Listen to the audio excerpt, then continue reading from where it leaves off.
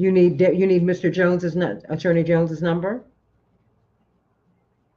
Okay, so what do you need from me?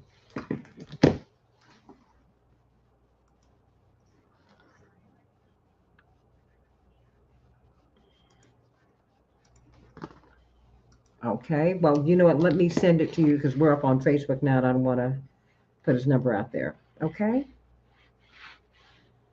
Okay, my mistake. Okay.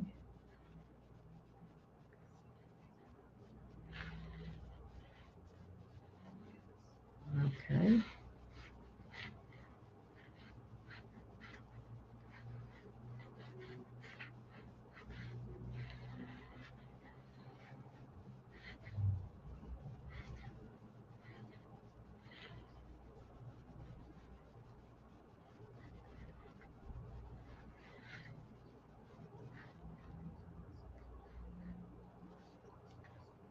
Okay, I just sent his number to you. Okay.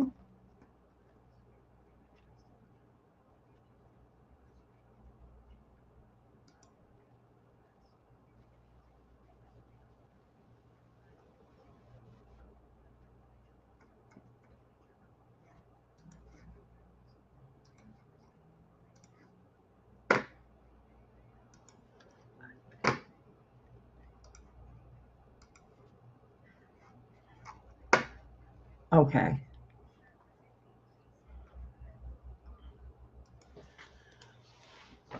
Oh no, that would be Attorney Fancher.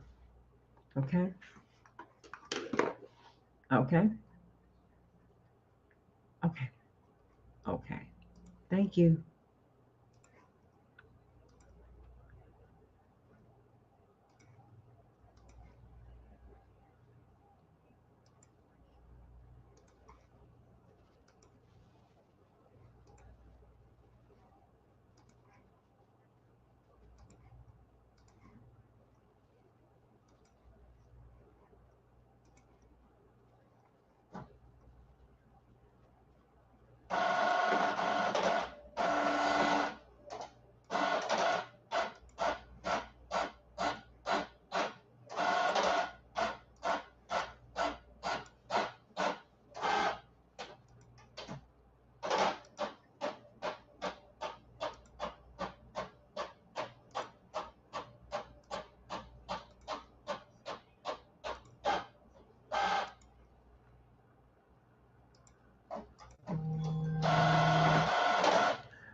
Okay, Jewel. Okay, I'm sorry. Let me let you take care of that.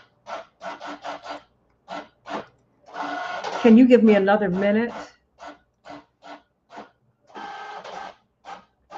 Okay, great. Okay, let's bring him up. Okay, no worries. Of course. Thank you.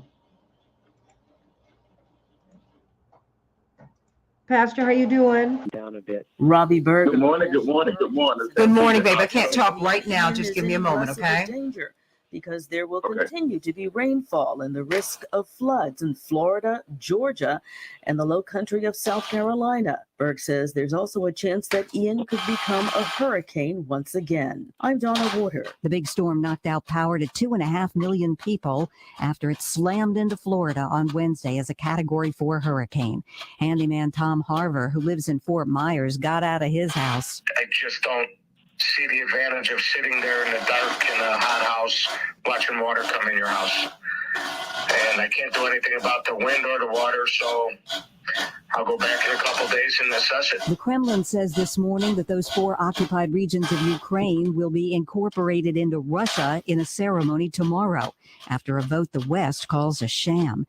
And separately this morning, Finland says it will ban most Russian tourists from entering the country starting Friday. Vice President Kamala Harris visited the DMZ this morning, the dividing line between North and South Korea. She says the U.S. and South Korea are committed to the denuclearization of the North. A warning from President Biden to oil and gas companies: don't jack up gas prices and blame it on Hurricane Ian. This is AP News. One of the biggest rap stars of the 1990s has died. Coolio. The AP's Oscar Wells Gabriel. Okay. Okay. Julio is dead at the age of 59. The death of the rap star is being announced by his manager, who says Julio died at the home of a How you friend doing, in Los Reverend? Angeles. No cause given. Good. I just need one more minute, Miss Jackson. No worries. I'm just speaking to him. Sampled the 1979 Stevie Okay. Wonder hit It's Time Paradise. All right. Julio's 1995 hit earned him a Grammy for Best Solo Rap Performance. Julio was nominated for 5 other Grammys during his career. I'm Oscar Wells Gabriel. Katie Couric says she's been treated for breast cancer. She's completed her treatment now, and she says she feels pretty good. She's 65 and had surgery and radiation treatment over the summer. I'm Rita Foley, AP News. This is 8:20 a.m. WCPT Willow Springs and streaming worldwide at WCPT820.com. We are Chicago's progressive talk, where facts matter. Now your WCPT 820 Chicago traffic update. Good morning. Rush has kicked into gear. We see delays on the outbound Eisenhower from Wolf Road to the Tri-State where there's a crash. The trip time has surged to get from downtown Chicago to 390. It's 46 minutes. Inbound 26. Slow traffic Addison Road to 83. It's also a little stuffy at the Tri-State. Traffic slow going into O'Hare on westbound 190. You'll lose 2 or 3 minutes from the Tri-State to Manheim with the congestion. Inbound Stevenson, it's tight Harlan-Kedzie, 29 minutes from the Veterans Memorial to Saba Lakeshore Drive. Outbound Ryan, the ramp to the outbound Stevenson is closed until further notice after a brush fire under that ramp yesterday. Bishop Ford is heavy after a crash at Cottage Grove. I'm Jim Talamonte. The Tom Hartman radio program provides all of the intelligence, information, and insight you'll need to win the water cooler wars. Weekdays 11 to 2 right here on WCPT 820, Chicago's progressive talk, where facts matter. For years, the special interests got whatever they wanted in Washington, and Americans paid Okay, the can we price. test That all changes the right now pastor's because Congress just sound passed now? the Inflation Reduction Act, and President Biden signed it into law. Here's what that means for you. First, Medicare can now finally negotiate lower prices for prescription drugs. Drugs like insulin will cost a fraction of what they do today. The days of drug companies. All right, I got you one more minute. Okay, let's test the pastor sound. Okay, we'll test the pastor.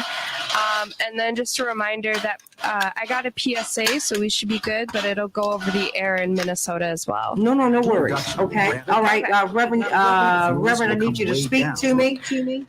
I'm pulling up the Facebook on my phone. Just keep speaking. Okay, keep speaking, okay? Their fair share, saving Americans money. And when you hear my voice, remember I'm trying to get out, okay? Tomorrow. Learn more. All right. Paid for by House All Majority right. 40. Keep You're listening talking, to Reverend WCPT 820, because facts.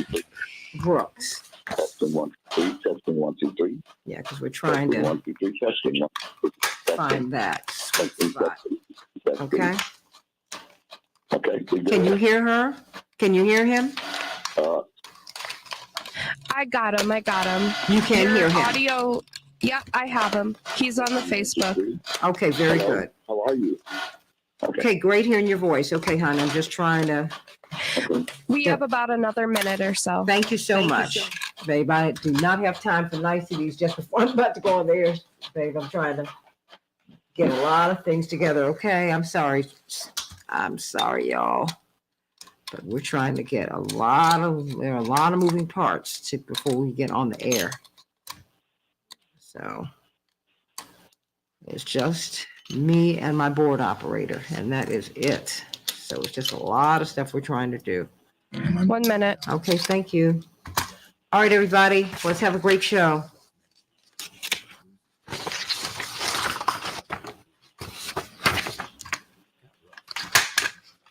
Okay, all right, everybody, that's great.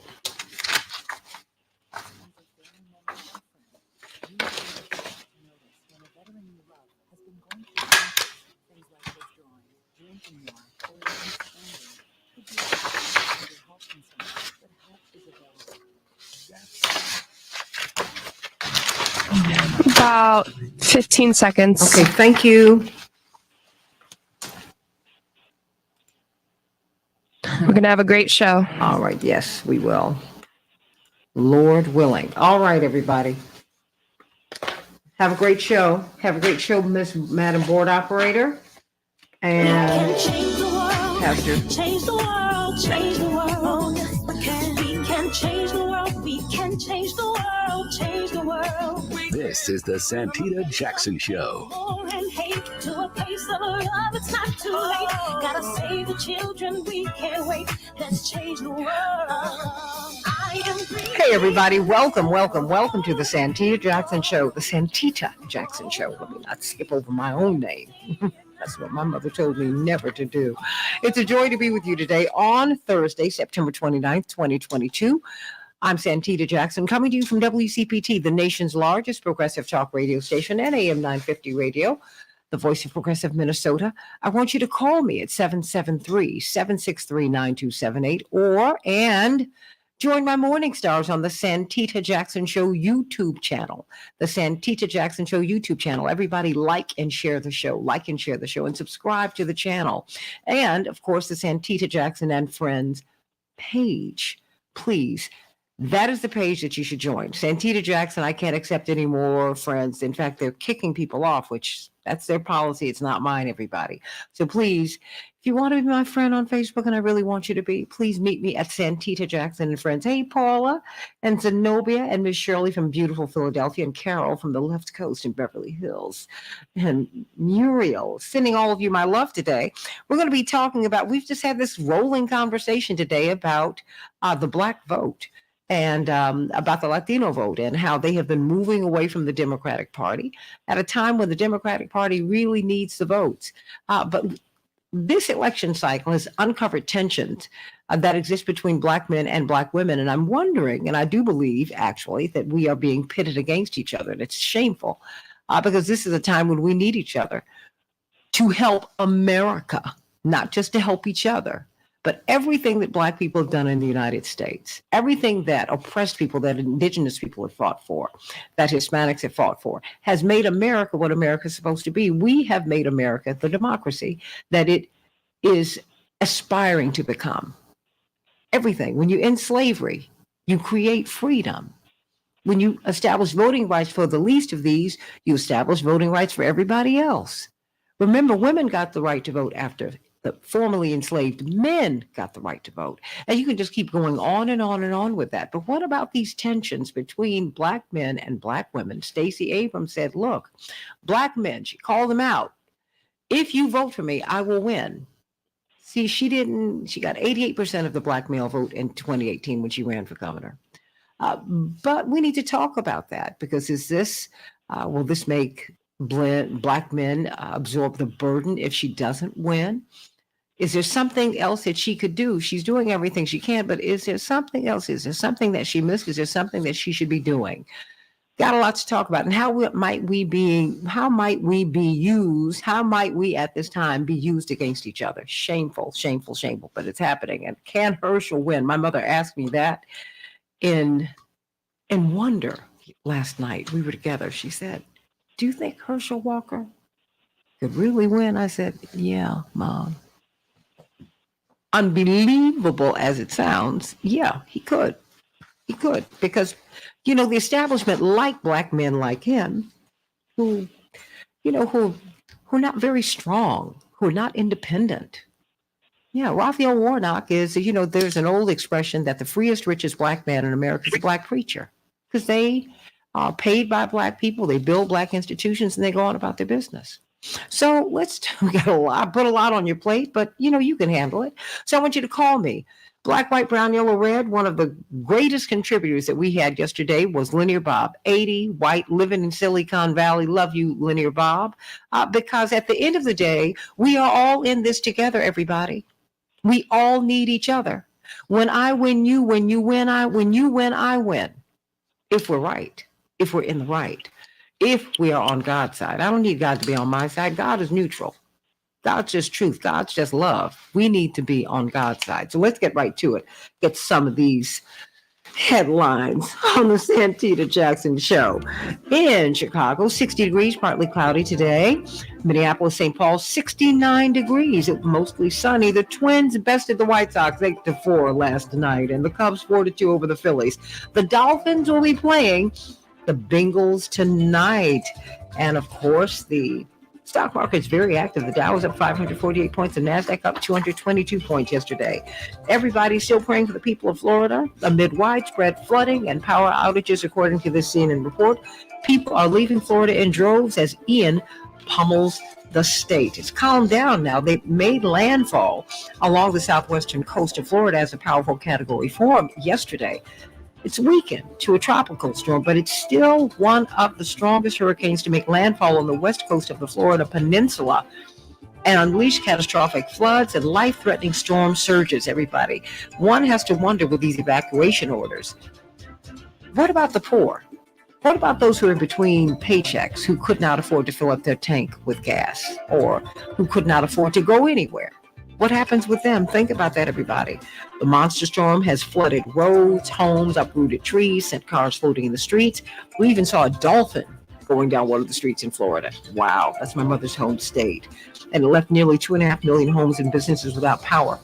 As of this morning, praying for them, everybody. Vice President Kamala Harris visited the DMZ, the demilitarized zone that divides North and South Korea today, one day after Pyongyang fired 2 ballistic missiles into the waters off its east coast. Remember, we are still technically at war with North Korea. We do not have a peace treaty. We have an armistice. Updated COVID-19 boosters could be expanded to younger age groups as soon as early October. A source close to the FDA's planning discussions tells CNN. Moderna and Pfizer both sought FDA emergency use authorization for their updated COVID-19 boosters for younger people in recent days. Everybody. Highland Park victims sue the gun maker and stores over negligence and deceptive practices. Thank you, Erin Connolly, our sister here on this show, who sent me this story yesterday, calling this summer's Independence Day parade massacre in Highland Park, Illinois, predictable and preventable. The families of 3 people who were killed joined several people who were injured in filing a lawsuit against several parties, including the gun maker, Smith & Wesson, on Wednesday, along with the company, which plaintiffs argue violated a consumer protection law.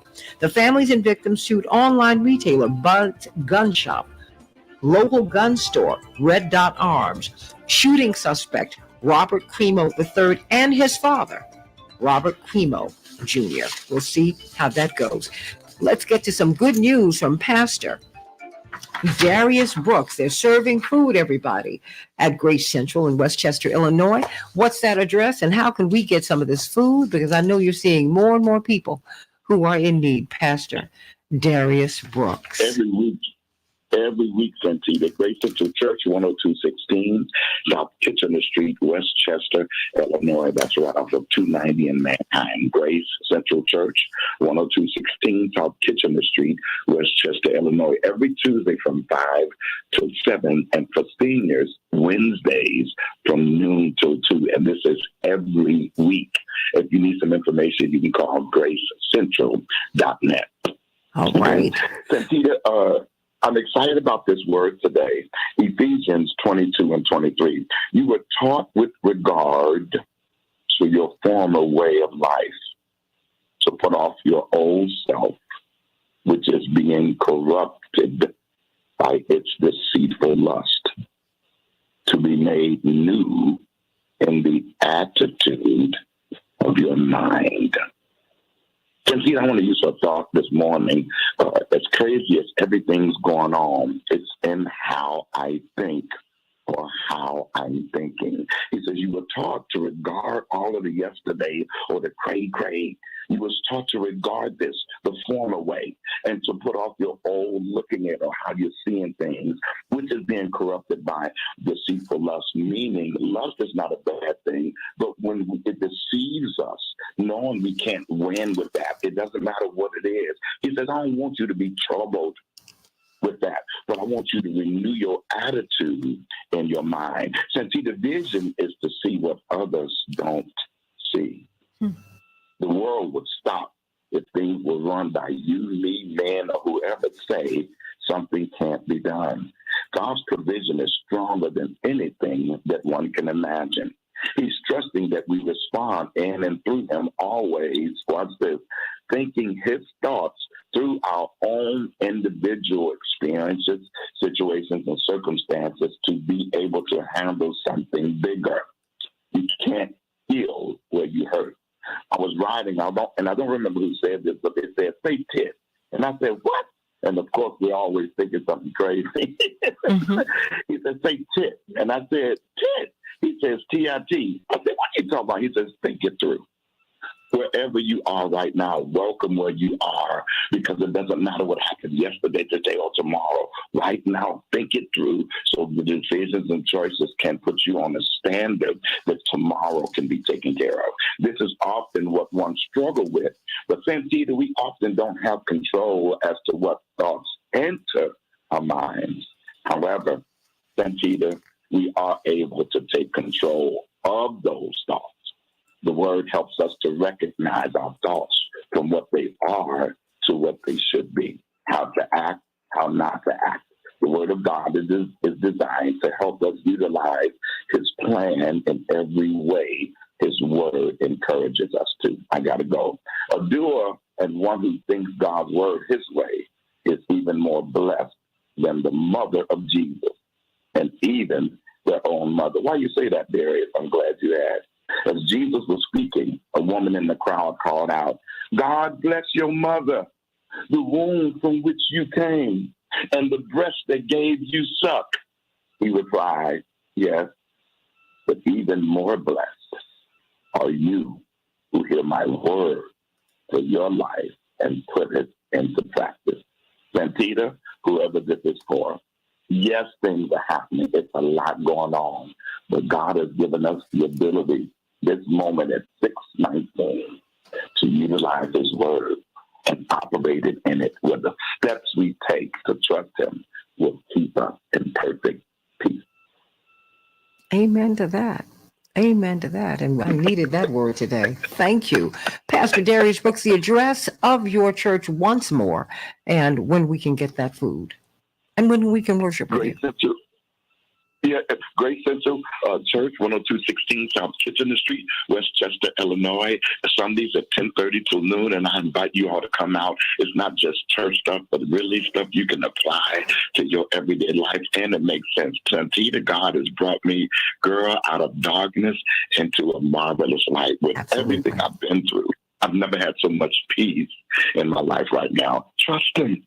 Trust him for real. And because sometimes life can throw us some curveballs and we wake up in the morning, feel really good. The word of God says, put your trust in no man. Amen to that. Amen to that, everybody. Yeah.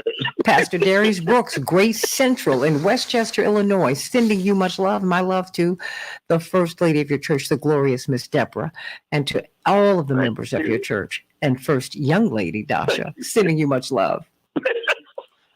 Okay, we will. Blessings to you. We have got Dr. Shanina Knight, an infection preventionist, registered nurse, and she is the executive director of the Association for Professionals Infection Control and Epidemiology Center. It's really the largest of its kind in the world, and we're so proud of all the work that she is doing in this new capacity. But, you know, so we have these questions about infections and about how we can prevent having them. You know, I have to call Dr. Shanina Knighton, and I thank you for all the time that you give to us every single day. Dr. Knighton, you know, when you send your children to school, it's like they become vectors for infection. They bring home colds, viruses, everything. But doctors are saying that we should prepare for an increase in young patients and children getting these viruses. And these viruses are very dangerous. They're linked to a paralyzing condition that can lead to paralysis. What is going on? It's called acute flaccid myelitis. What is going on? We're finding polio in the water in New York City, and it's what's happening here. I mean, are vaccination rates down? I mean, Are there things that we're not doing at school? I mean, are we not putting into practice infection prevention in school with our children? So all of that, Santita, I think you just answered it. Oh, well, no, I'm speculating because I'm trying to figure out what's happening here. Believe it or not, you just answered it, and that's not necessarily a bad thing in regards to you having that knowledge base, because it's an accumulation of things, right? And so, unfortunately, the options, or I would say the optional mentality that has come about for the COVID-19 vaccine, unfortunately, has had unintended consequences for other illnesses that we would have automatically had children on a vaccination schedule. Okay. So I want to be very clear about that is one of the problems. People are not vaccinating their kids more. There is now, as we know, as a result of the pandemic, there are a lot more options for home-based education. Mm-hmm. So individuals that are choosing to keep their kids at home and educate them at home, are no longer having to go inside of a facility, which means that their kids may not necessarily be exposed to others at school, but they may be exposed to others in their extracurricular activities or other areas in their lives. And of course, like, these individuals very well may be getting together. While we are, I would say, we're seeing better off than other countries when it comes to our water conditions, when it comes to a lot of stuff. But you and I both know that there are literally pockets of places that have water quality of a third world country. There are areas that don't have access to clean water. There are still areas that may be functioning within well water. And sometimes, even though we have water treatments, it may not necessarily keep out all of the bugs. So when we look at some of these illnesses that are showing up in the water, and the fact that individuals are not vaccinating against them, especially knowing how debilitating and irreversible polio can be, it's interesting, because me as a parent, it would be a no-brainer in regards to me getting my child vaccinated against polio, because that's my decision as an adult that's going to affect them later on in life as a kid if they can't walk as a result of having polio. And the fact that it is showing up in the water, the fact that it is becoming as prevalent as it is, and we're watching these emerging cases, you can't tell people what to do with their children, but I always tell people to look at the risk versus the benefit. And unfortunately, that is why we're starting to see an uptick. Same thing when we're looking around at, like, let's say areas like Texas and California, where the vaccinations even a few years ago had dipped, and we started to see an increased rate of measles. Well, but let me ask you this, because I think one of the challenges that I'm hearing from parents is the vaccine schedule. And see, I'm older than you by generation, almost. And you know, the vaccine schedule changed, and a lot of people have had a lot of questions, because some people have said, you know what? I mean, you had Jenny McCarthy, who famously said, look, my child was hurt by the vaccine schedule. And then, you know, they're pushed off the stage. They're not allowed to speak. I mean, I've bumped into a lot of people who have said that. And I'm like, at least let us have the discussion so that we can find out what's going on, so that your fears can be allayed or your suspicions confirmed, and we can fix the problem instead of fixing the blame. Dr. Knighton, 3 minutes. I agree. So I agree with that. And I think the other thing to think about is this too. But I will be honest, and this is even before me becoming a nurse. My son, when it came down to the vaccines and them saying like, oh, he's going to get 4 today. No, he's not. I will allow you to give him 1 or 2, but he's not going to get 4 today. So it does come down to us as parents being able to advocate for our children. And while I understand that there is an urgency on the schedules of when it is recommended, we also have to understand that, just how I mention all the time, being the CEO of our own health, we also have to be the CEO of our children until they're able to advocate for themselves. And in that particular instance, like Santita, I had a similar situation happen with my little cousin. So my little cousin, long story short, he got vaccinated. So he ended up getting vaccinated with his first series. Because, you know, between like 6 weeks old and a year, like it's like you almost like a pincushion, okay? Mm-hmm. So he got it. He got really sick, had a bad allergic reaction. They downplayed it, you know, said that it wasn't a lot. Well, long story short, the next time he ended up going back for that series of vaccines, he coded. He coded and literally ended up having like growing issues for some time. And then they ended up discovering that it was as a result of the vaccine. But he coded 3 times. And so even though, you know, the facility ended up paying his parents, that led to some other consequences within their household because that's not what they anticipated for their child. I'm not going to downplay that these are occasions that happen to people that are unexplained, that, you know, should not go ignored also. And I can understand people's fear, like, is the risk worth the reward? And that's where people have to use that autonomy. They have to lean on family history. They have to lean on other factors to determine if it should be best for their child. Amen to that. I mean, because, you know, what bothers me is the discussion has been shut down. And the thing is, you're not respecting parents. You're not respecting people who have legitimate questions.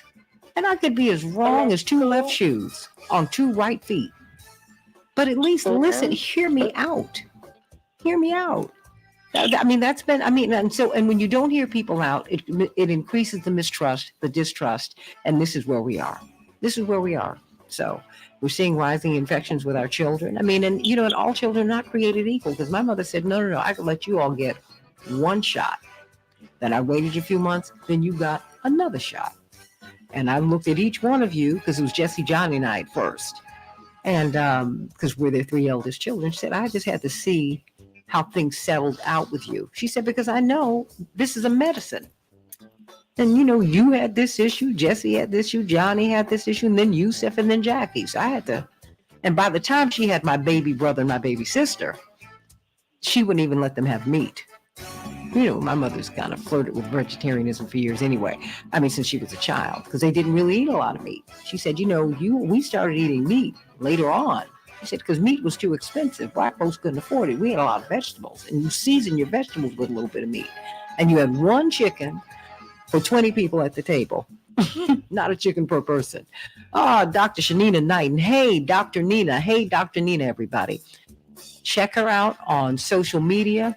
You're going to get some great advice, and it's going to be made so plain that even your child can understand it.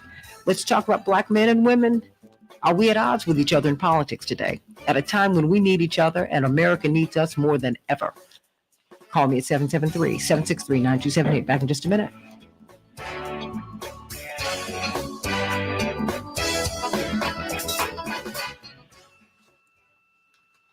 Thank you, Dr. Knighton. You're welcome. And it's crazy, Santita, because I do want to point out, like, while I understand that it's a lot of bad providers, or I'm going to say a lot of bad providers out there, there are providers that don't listen, but I just want to make note that there are some excellent providers that will listen. Absolutely. So I don't want people to think that just because, you know, they may not necessarily get favorable results from interacting with one, that they don't have that possibility with others.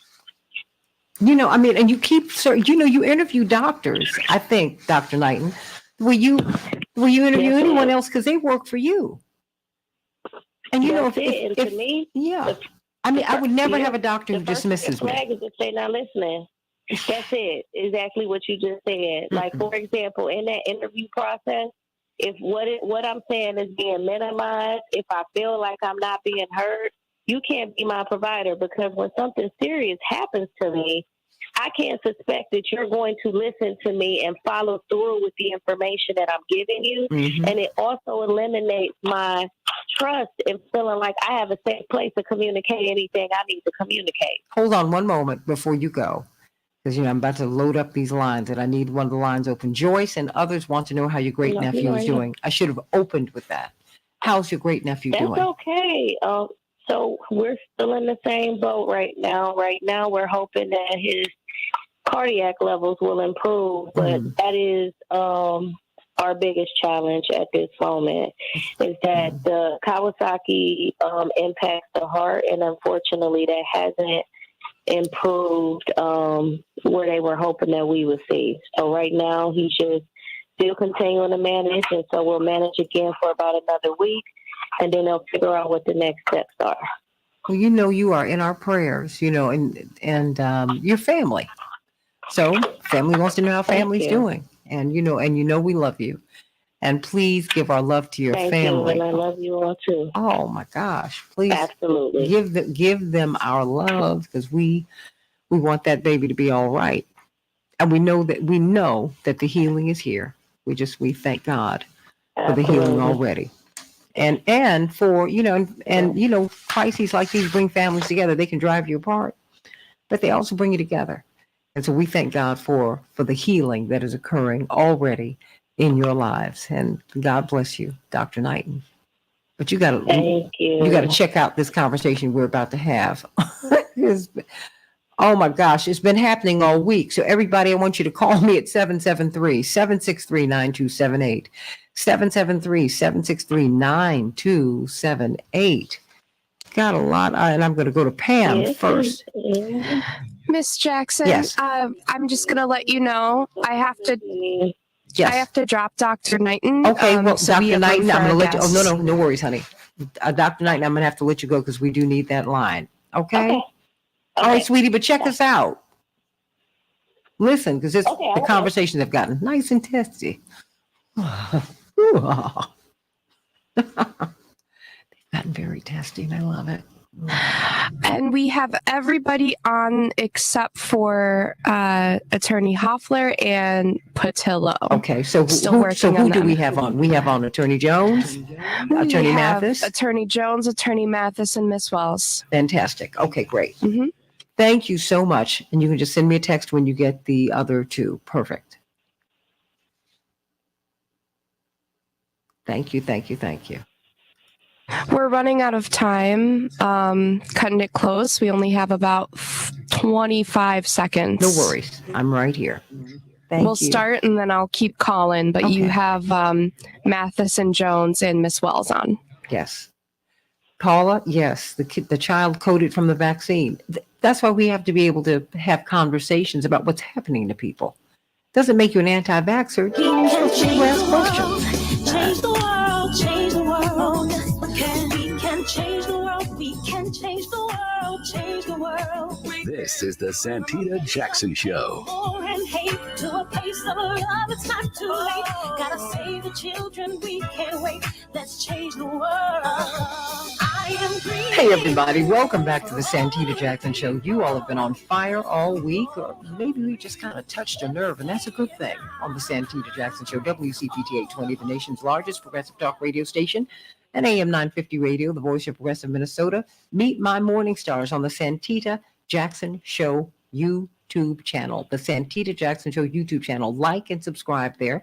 The Santita Jackson Show, Santita Jackson and Friends page on Facebook. Everybody, please like me over there. Become my friend there. I can't take anything I can't take any requests that are left to me on the Santita Jackson page. You have to have a landing page so you can get another page.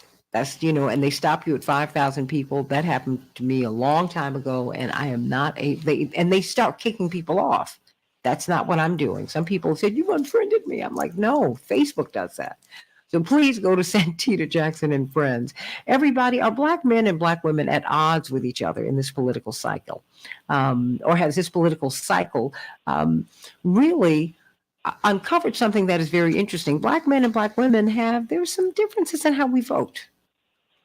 And some people have congratulated, Black women for saving America, for not voting for Donald Trump and leading the charge to get Biden elected, and just so many things that we've done. It's a very real thing. But then Black men are saying, look, I'm being left out. No one is talking to me. Stacey Abrams says, look, let me tell you something. If Black men vote for me, 12% did not vote for her in 2018, I will win. Was that blaming Black men? shaming black men? I want to know what you think. And what about Shirley Chisholm? Shirley Chisholm in 1972, when she ran for the presidency so boldly. Well, what happened to her was this, and she was someone I had the privilege of knowing throughout my life. She said, you know what? I thought racism was going to be my biggest hurdle, but it was the sexism. It was the sexism that I saw with men of every color that broke my heart. Think about that, everybody. And remember, black men got the right to vote, at least on paper, before black women did. But then black men and women are pitted against each other. We're used to cancel each other out. Or, the white establishment will lift up a black woman at the expense of black men. That's very real, too. You saw it on the plantation, and it's extended throughout the society. And why is this important for everybody? Because you know what, when you watch people play it against each other, it will happen to you eventually. And we're all disadvantaged by that. So we're going to have a tremendous panel to talk about that. But first, I got my oxtail soup from Chaparral yesterday. And you know what? I just had some for breakfast. Chaparral, it's so good. Oh, I can't wait to give some to my dad. It's so good. It's so good. It's so good. Chaparral, Celebrations by Us. How you doing? Good morning, Santita. Thank you so much for having us again. Yes, we were able to get that oxtail soup to you, and I think that it was a good time because, it's cold in Chicago now, so now is a good time for soup, chowders, as well as also chili. So that's on my agenda all week, I promise. So I'm glad that chili too? For that celebration. Oh, yeah, we make chili as well. Okay. Well, I'll be waiting on that too. We are. So I can tell everybody it was great. Celebrations by Us, we are your one-stop party connection. And we are the ones that actually do everything for you. So we can do your catering as well as also your setup and decor. We can do your balloon arches, your custom name tables, as well as also your suite tables. So we do it all here. So give us a call at 708-526-4546. 708-526-4546. We can handle all of your holiday needs. We're asking everyone if you need anything for the holidays to start ordering fast because we do have several clients that will be ordering already. So give us a call at 708-526-4546. 708-526-4546. Thank you so much, Santita. Thank you so much. Oh, I love it. I love it. I love it. And thank you for my oxtail soup because it is delicious. My stomach is very sensitive. And so I love Chaparral's cooking because she cooks the way, grandmas used to cook. I love it. I love it. Everybody, let's talk about this. Stacey Abrams cast down the gauntlet. She said, black men, if you vote for me, then I will win. 12% of black men did not vote for her when she ran for governor in 2018. That was disappointing, but it's kind of reflective of a mood in the black male community. Black men are saying, and I'm not going to speak for them, I'm going to let them speak for themselves because that's what we do here. They've said, you know what? The establishment are talking to black women, but they're not talking to us. Because, for various and sundry reasons. And so we lined up a group to talk about it because we need to talk about it as we talk about solutions. But we've got to talk about it. Are black men and black women at odds with each other politically? I mean, certainly we don't vote completely the same way, mostly, but not completely, and in crucial ways. 12% of the black male vote went to Donald Trump in 2016. 20% went to him in 2020. That was absolutely not what black women did. That is not what we saw. But there it is. There it is. And then you're watching the Latino vote move away from the Democratic Party. And many of them are saying that, you know what, Democrats represent the poor, working people. I don't want to be viewed as someone who's poor. So aspirationally, I don't want to touch that.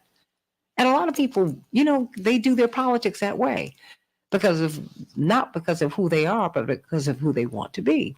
So let's talk about this today on the Santita Jackson Show. There are major differences between black male and black female voters. Let's talk about it. Let's talk about it with attorney Janice Mathis, the executive director of the National Council of Negro Women, founded by the great Mary McLeod Bethune. One of these days, we need to read her last will and testament, Attorney Mathis, just on the air and break that down because it is a magnificent legacy left not just to Black Americans, but to all Americans, to all people all over the world. Her values were universal and are universal. And she left us, of course, the great Bethune-Cookman University as part of her magnificent legacy.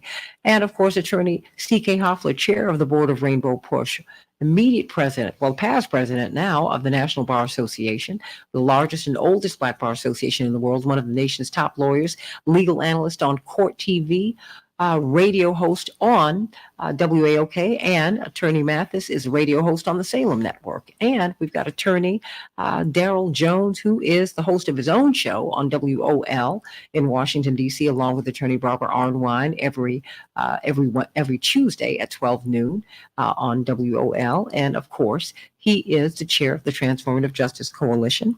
And so let's get right to it. Let me start with you, Attorney Mathis. You've not been with us this week. Been working hard, doing so many other things. Everybody else is, but we were able to finally kind of catch up with you last night. What is going on? It seems that, in particular, this the Stacey Abrams has kind of, as women candidates do, as Shirley Chisholm did 50 years ago, it kind of brings out a divide or some tensions that do exist between Black men and Black women when we need each other desperately to help save each other and to help save the country. Attorney Mathis. Oh, is Attorney Mathis there? Yes, I'm here. I had muted myself. Of course. And did not unmute. Everybody unmute. Good morning. CK, Dr. Attorney Jones, unmute. There we go. Okay. Good morning, Santita, to you and your guests in the studio and on the air. It is a pleasure to be with you this morning. There are gender and age differences between the way Black folk respond to messaging. The threat that the Republicans pose is accepted by Black folk as being true, but it motivates Black women and young Black voters more disproportionately than it motivates men. Men are more interested in economic issues than they are in social issues. So you take an issue like reproductive freedom or reproductive health care, that motivates women, Black women included, more than it does men. It motivates young voters more than it does men. So we have to realize that the Black community is no longer a monolith, that there are important, nuanced differences in the way people respond. A recent NAACP focus group and survey found Black voters are disappointed with the progress and cynical toward politics. And I think if you look at issues like police accountability and reform, the big legislation did not make it. The big legislation that was proposed to cure voting rights abuses was not able to be passed into law. That motivates Black women, but it does not necessarily motivate Black men in the same way. Now, 20% is not a large number. I heard you say that 20% of Black men voted for Trump. That's not a large number, but historically, in historical context, it's a very large number because you haven't seen that before. So we owe it to ourselves and to each other to dig beneath those numbers and see what is causing that. And I suspect, although I don't have evidence to prove it, that immigration has something to do with that. Women may look at immigration as an issue around protecting families and not separating children from parents. Black men may look at that issue and see competition for jobs. So we have to, when we're talking to groups of voters and thinking about what motivates them, we can't assume that because you're Black, you're universally concerned about the same issues to the same degree. For the same reasons. Very quickly, Attorney Hoffler and Attorney Jones, before we get to the callers, because people have lined up already. Attorney Hoffler, are we at odds with each other? I mean, or has this race exposed tensions? What can we do to work this out? I think we've got to talk about it because it's like staring us right in the face. I agree. Attorney Mathis, who's always brilliant, we can always count on her to give brilliant insight. She's spot on and has raised some issues, quite frankly, I hadn't thought about. And there is a distinction in what and we did talk about this earlier in the week, what is appealing to some Black men versus some Black women. But we must talk about it, and we must talk about it also in family. So talk about it as we're doing now, and talk about it in family, because it is becoming an issue that is divisive. And I, for one, like I said yesterday, I do not like others using us and calling this out. I think we should take charge of, if there are divisions, like we always have, in our communities, and work through them, and not allow others to manipulate us, and for whatever reason, because this is a political season. But I do think that if you're running for office, you're going to have to appeal that if the Black vote is part of the base that you're trying to capture, which is really, quite frankly, most people who are running for office, then you have to really address these issues, particularly if you are African American or if you're a minority and running based on communities, based on communities that you serve. So I think we have to talk about it. I think it's real. I don't like that others are pitting us against each other, but they can only do that if we allow them to succeed. We have the power not to allow them to succeed. And the solution to me is talking within family to ensure that we don't allow the divide to continue, because there's a bigger picture. And there's always been a bigger picture. And so we just have to be reminded of that. Attorney Jones. Yeah, far be it from me to disagree with the ladies that have spoken, both Attorney Janice Mathis and Attorney C.K. Hoffwood, both of whom I've worked with and we've worked with, and we work, hand in glove closely together. So when we start talking about the division and whether or not there's a divide, I don't believe that there's a divide that's there. I think that Black men support Black women, and Black women support Black men. And I think that, we do have differences, as would make sense. There are issues that are concerns, that higher concern to Black men. Does not mean that Black men are not concerned about issues that are of high concern to Black women. I think that, as Attorney Mathis said, we're not a monolithic group. We don't have to have the same high concern of the same issue. What makes us great is that we all have high concern of various issues, but respecting the rights of each other and supporting each other in what we hold in high esteem.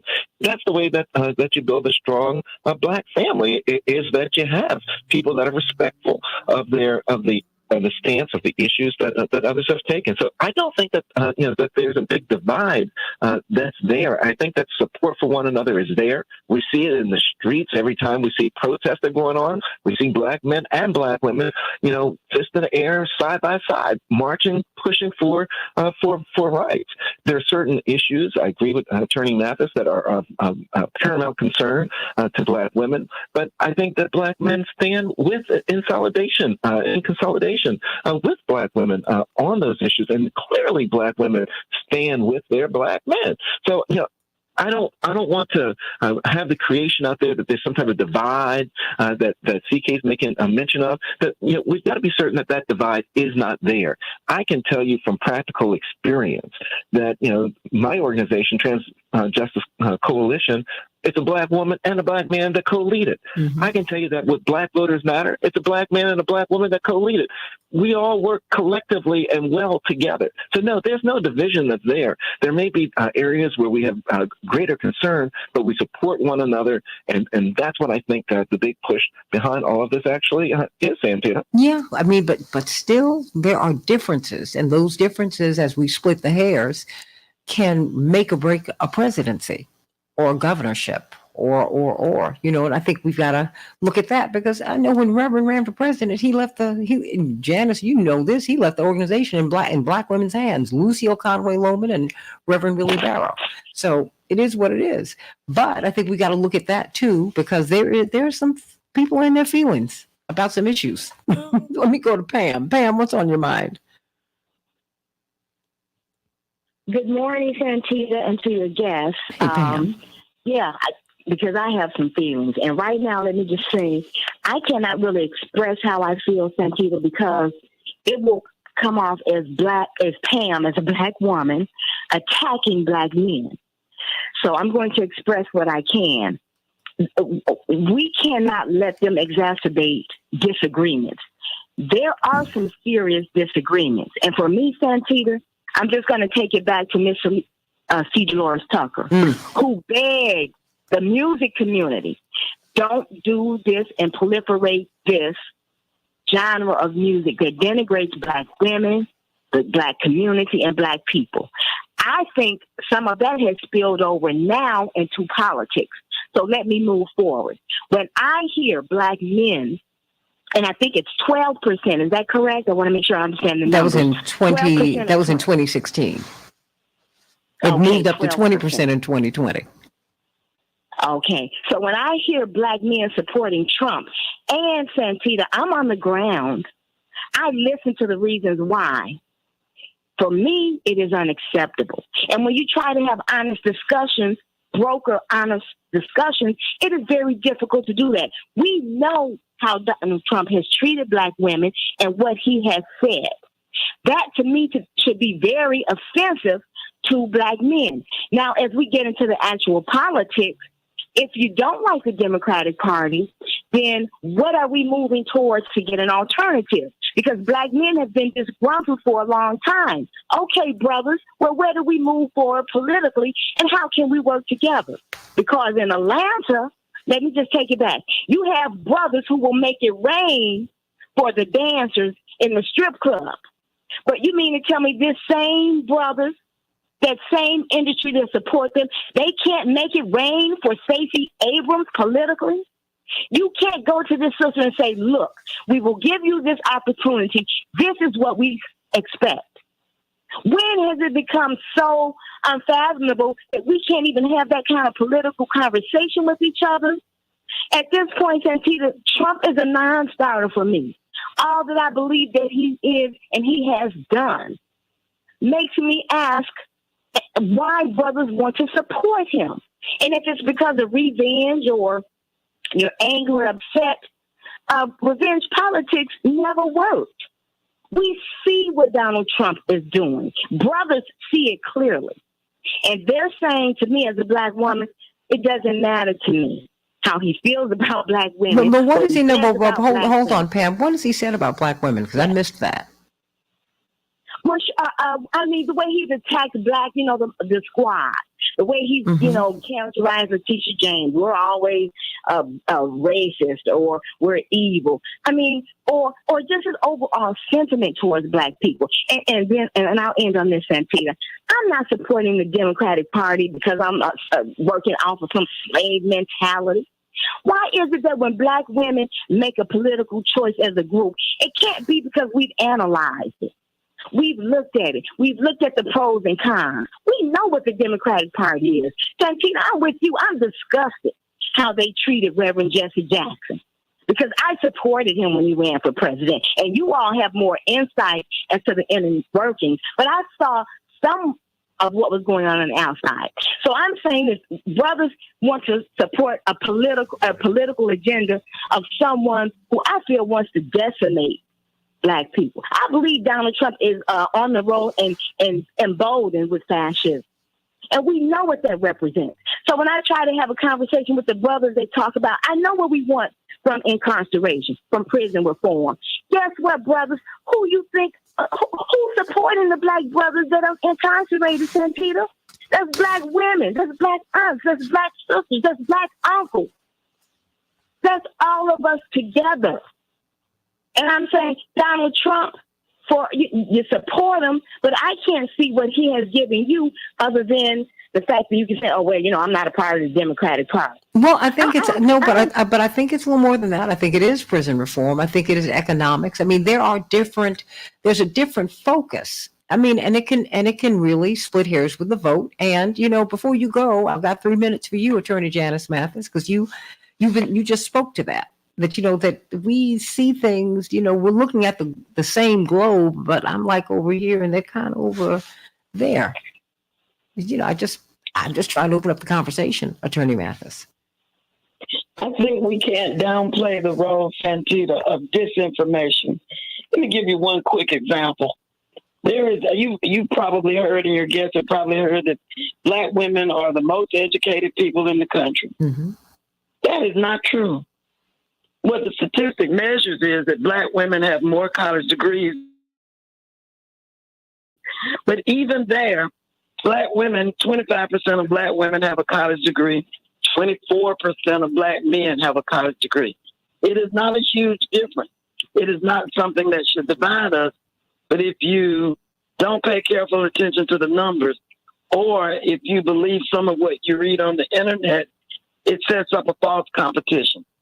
And I think this competition for power, this notion that there's something called black girl magic that I don't believe exists. If you think that there's been too much of that black woman vice president, black woman press spokesperson for the administration, black woman on the Supreme Court, you may feel that the ship is passing you by. But those are, to some extent, are largely symbolic accomplishments, and certainly should not divide black men and black women or the black community. I've got a minute. What do you want us to know? I mean, because, 20% of black men did vote for President Trump. What the numbers show is that black men are concerned about things like jobs. That's why I raised the issue of immigration being competition. Mm-hmm. Jobs, government contracts. And Donald Trump has made some gestures toward black, not funded, no appropriation associated with it, but during his tenure made some gestures toward black men about what he could or was willing to do to promote black men and their economic aspirations, which are understandable and legitimate. But then when you think about who enacted the child tax credit to take some of the burden off working families, that was not Donald Trump. When you look at the Inflation Reduction Act that was recently passed, that's going to create hundreds of thousands of jobs and training opportunities and apprenticeships, that did not come out of Donald Trump's administration. If you look at the affordable health care, how many times did the Donald Trump-led regime fight the Affordable Care Act, which has done more to provide health care for black folk than anything that's passed since the Social Security Act? I think we have to be very careful when we look at what the accomplishments have been. There's one study that shows black people have been impacted by policies, but they are universally unknown to them. They don't know what has been done. The big failures on voting rights and criminal justice reform stand out, but some of these other issues do not. Like this student loan debt. I got 20 seconds. Donald Trump would do anything about student loan debt? Probably not. But you know what? So I think we do what? No, I'm hoping that we begin to leverage our politics so that no matter who's in, we get what we need. I mean, I'm not always going to get who I want, Attorney Mathis, but I need to get what I need. And I'm hoping that we will begin to leverage our politics that way. Because for me, politics, but I've been trained this way. It's not personal, right? It's just not. It's just politics. And I need to, if I don't get who I want. If you remember. But no, let's say that during the break. Hold on. Everybody call us at 773-763-9278. Back in just a minute.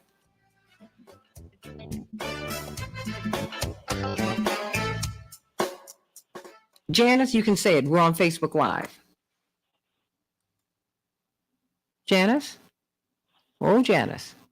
When we were in Greenville, South Carolina, trying to get the King holiday recognized, it was by teaming up with Republicans, moderate Republicans, that we were able to get it. We crossed over and voted in the Republican primary. So there is that strategic use of politics, as you say, get what you want. I would be willing to be a Republican. Remember, we changed parties before. Yeah. We changed parties. We were all Republicans until we saw an opening with the Democrats, ran the white racist Democrats pretty much out of the Democratic Party. You can hardly find a white male Democrat in the South now. Mm-hmm. That's true. And created a different opportunity. When the Republican Party says we want your votes enough to vote with you and in your interest, it's not a slavish devotion. You wouldn't get the Supreme Court that you had from a Democratic president, you wouldn't get those kinds of justices. So I think we do have to be strategic in how we use our political clout because it's only growing. That's the other thing we need to realize. Our power as a people grows. We do ourselves a serious disservice if we divide ourselves in order to be conquered.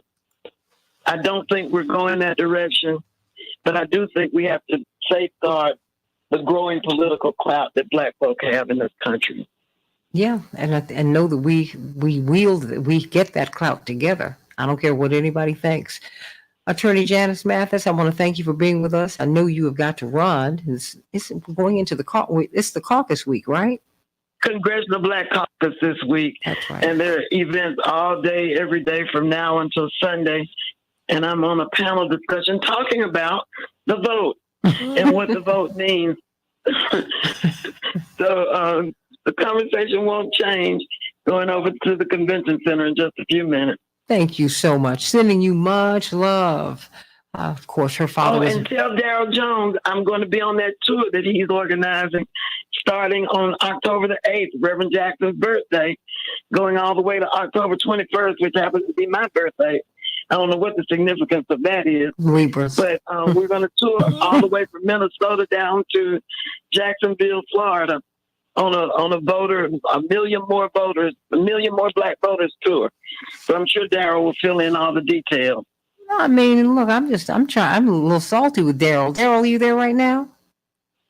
I'm here. Yeah, you're going to be in Kenosha and Chicago on the same day? Really? Yeah, because actually... Hi, Miss Jackson. Can you hear me? Yes, and I will send you, I'll give you another number, okay? Hello, Miss Jackson? Yeah, I'll send you another number. Can you hear me? Hello? Yes, can you hear me? I can hear you. Yeah, Kenosha. I'm sorry, I'm talking to my engineer as well. When you get to Washington and Annapolis, yeah, can you hear me? I can hear you. Negro women. Oh, awesome. And we have a bunch of folks in Annapolis that are No, planning my to come. timeline is still up. Awesome once we get to Annapolis. Yeah. Absolutely. We're looking forward to it. Okay. Okay, just go do it. Do it. Thanks so much. Okay, bye-bye. Okay, I'm sorry, you guys. Can you all hear me? Can you hear me? Can you hear me? Can you hear me? I can hear you. Yes. Okay. We can hear you, Santita. Okay, good. You all can hear me, but my engineer cannot. So, okay. Okay. We'll keep talking, everybody. Hey, Mark, how you doing? Mark? Hello. Can you all hear me? CK. Okay.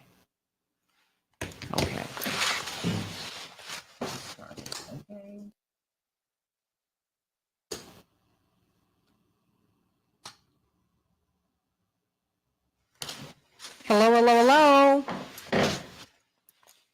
Miss Jackson, can you hear me? I can hear you. Can you hear me? Miss Jackson? Can you hear me? I got you. Can you hear me? Okay, yes, now? I can hear you. Let me hear everybody else. Just very quickly. Awesome. Okay. We're good to go. Okay. Mark? Good morning, it's Daryl. Daryl? Good morning. Okay, just very quickly, Mark, Daryl? Good morning. CK? Good morning. Good morning. Okay, who else do I have Good here? morning. All right. Okay. So we have Attorney Fancher, Hoffler, Jones, and I need a new. Okay, I'll send that to you right away. Wilson. I'm going to send you a whole Thank you. cache of them, okay? Thank you. I'm sorry, honey. I'm just running. Okay. We have 1 minute and 15 seconds. Okay, very good. I'm sending you every number I've got for her. All right? Perfect. Okay, perfect. Thank you so much. All right, everybody. You all can keep talking. All right. Hey, Steve, Okay. I'd like to share with everyone some of the service about in Georgia, a press conference that we had yesterday. Rainbow participated. Many people know that Judge Glenda Hatchett was sexually assaulted by a sheriff at a sheriff's convention. No, everybody doesn't know that. Give it to us very quickly. Quickly. I've got less than a minute. So we're suspect this shelter to buy white sheriff, who is very close to we're told, to the governor, because there are pictures with them, like they know each other. Well, her case is not teed up yet, the criminal part of the case. But the sheriff, under other circumstances, because he was arrested, and typically when they're arrested and for this type of thing, 20 seconds. And the governor steps in. Well, the governor has not stepped in and has not taken any action, has not suspended him or anything like that. And so we had and our case has been dragging. So we had a press conference yesterday, really standing in solidarity. And most of the groups represented were Black men. Stand by. Change the world. Stand by. Okay. Stand by, CK. Change the world. Change the world. This is the Santita Jackson Show. War and hate to a place of love. It's not too late. Gotta save the children. We can't wait. Let's change the world. I am green. Hey, everybody. Well, today, September 29th, 2022. I'm Santita Jackson. It's a joy to be with you today on WCPT, the nation's largest progressive talk radio station, at AM 950 Radio, the voice of progressive Minnesota. I want you to meet my morning stars on the Santita Jackson Show page. The Santita Jackson Show page. Everybody like and share the show today. Like and share the show. Santita Jackson and Friends. That is my official page. Please like and subscribe to that page. Please do that, because I can't accept any friendships on the Santita Jackson page. That's not that's not a page I can use. So please get on over there and call us at 773-763-9278, 773-763. WCPT is there. There appears to be, some tension between Black men and Black women in this electoral process. It's not that we dislike each other, don't want to work with each other. I think that's real. We do. But 20% of Black men voted for President Trump, then President Trump. What's the deal with that? 12% of Black men did not vote for Stacey Abrams in 2018. What's the deal with that? Attorney Janice Mathis, executive director of the National Council of Negro Women, said, Black men look at immigration, for example, differently than Black women do. Black women say, hey, you're separating families. Black men are like, you're taking away my job. Very, very different. And no one's entirely wrong here. No one's entirely wrong, although I think the Black men need to understand it's the corporations that are doing this, not the people. So we need to talk about that today. And see what we can do to heal the divide, heal the breach. Because it does have real life consequences. It really does. Call me at 773-763-9278, 773-763-WCPT. We have got a tremendous panel to talk about this today, and we're going to get right to it. Attorney C.K. Hoffler, Reverend Attorney Jeanette Wilson from Rainbow Push. We've got Attorney Darrell Jones, Chairman of the Transformative Justice Coalition. And of course, the chair of Rainbow Push is Attorney C.K. Hoffler. And we have got Attorney Mark Fancher, brilliant lawyer, essayist, author. You've got to get his book, The Negroes of Friends Village. Call me at 773. Call us at 773-763-9278. And let us talk. Let us talk about this. Call me, 773-763-9278. Let's get to a few of these headlines, and then we can get to the rest of the show. Chicago, it's autumn, everybody. It's fall, 60 degrees. Partly cloudy will be the high. 69 degrees will be the high in Minneapolis, St. Paul, mostly sunny. In Major League Baseball, as the season winds down, as we go into October, where we're going to have a champion at the end of it all. Twins, 8. The White Sox, 4. The Cubs 4, the Phillies 2, and the Dolphins will be playing the Bengals tonight in the NFL. The Dow closed up 548 points, and NASDAQ closed 222 points. We're praying for the people of Florida today. Hurricane Ian made landfall along the southwestern coast of Florida as a powerful Category 4 storm. On Wednesday, it's now weakened to a tropical storm, but it's still one of the strongest hurricanes to make landfall on the west coast of the Florida Peninsula. It had unleashed at catastrophic floods and life-threatening storm surges. The monster storm has flooded homes and roads, uprooted trees, sent cars into the streets. We even saw a dolphin going down the street. Yeah, the flooding is just that great. It's left nearly 2.5 million homes and businesses without power. As of this morning, everybody, updated COVID-19 boosters could be expanded to younger age groups as soon as early October, according to CNN reports from the FDA. Moderna and Pfizer both sought FDA emergency use authorization for their updated COVID-19 boosters for younger people in recent days. Moderna is seeking authorization for children as young as 6 years of age, and Pfizer for children as young as 5. Vice President Kamala Harris visited the DMZ, the demilitarized zone that divides North and South Korea today, one day after Pyongyang fired 2 ballistic missiles into the waters off of its east coast. You know, we are still at war with North Korea, everybody. We have an armistice agreement, not a peace treaty, everybody. Highland Park victims, this tragedy that we had this summer at the in Highland Park at the 4th of July parade, where so many people were massacred. It was just a horrific thing. Well, now the victims are suing the gun maker and stores over negligent and deceptive practices. They called this Independence Day massacre in Highland Park predictable and preventable. And the families of 3 people who were killed joined several people who were injured in filing a lawsuit against Smith & Wesson, Robert Cremo III, the shooting suspect, Robert Cremo Jr., his father, the online retailer Bud's Gun Shop, the local gun store Red Dot Arms. We will see where all of this goes. And everybody, I want you to call me at 773-763-9278. Let's continue to have this conversation. Let's keep it going. But in the meantime, I want you to have your financial freedom. And I think Team Hochberg can help you get right there, can help you to get right there. What will they do if you do not have good credit? If you have poor credit, if you need to build your credit, rebuild your credit, if you've been bankrupt, if you want to buy a home but you say, my credit's not good enough, you need to develop a plan. They can help you to do that. If you're trying to save your home, they can help you to do that. If you are if you want to purchase a home and you need a plan, but you might have good credit, or you just might need to do one more thing or a couple more things to be able to buy that home. Well, if you need to get a loan to fix that home, all of these things they can help you to do. If you've been turned down by anyone, if you just call them at 855-56-DAVID, 855-56-DAVID, or visit them at 56david.com, what they will do is sit you down for a free consultation. Just tell them everything. They've heard it all. I mean, they've heard it all.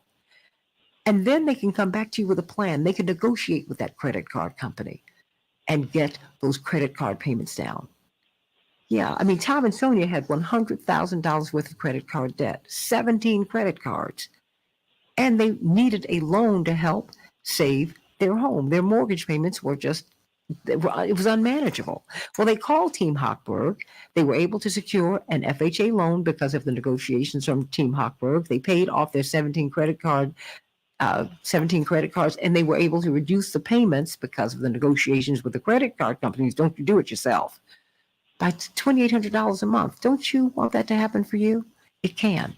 So call them at 855-56-DAVID, 855-56-DAVID, or visit them at 56david.com and get on the road to financial freedom. Everybody, we have got some Black folks who are poised to make history and make some real change. You've got Mandela Barnes, who could go to the U.S. Senate out of the lieutenant governor out of Wisconsin. You have got, of course, Raphael Warnock, Reverend Dr. Raphael Warnock, who could return to the Senate if Herschel Walker does not take him out. They're in a tighter than this race. You've got John Fetterman up in Pennsylvania. Don't trust the wide gulf in the polls. These are races that are going to be fought down to the wire. But you've got Sherry Beasley. No one's really talking about her. She has a 1-point lead against a Trump-backed candidate in North Carolina. She's a Democratic nominee. Sherry Beasley, put her on your radar, everybody. Put her on your radar. She could become the senator from the great state of North Carolina. But now they're saying that she is not getting the support that she needs. That is a report from Common Dreams. Democrats in North Carolina want party leaders and outside groups to devote more resources to that state's neck and neck race. They said she is not getting the support that she needs, CK. And, that's a very real thing, and then there's still questions about whether Black candidates can make it in statewide races. Unbelievable, but that's where we are. So But in the meantime, black men voted for President Trump. They gave him 12% of their vote in 2016, 20% of their vote in 2020. What's up with that?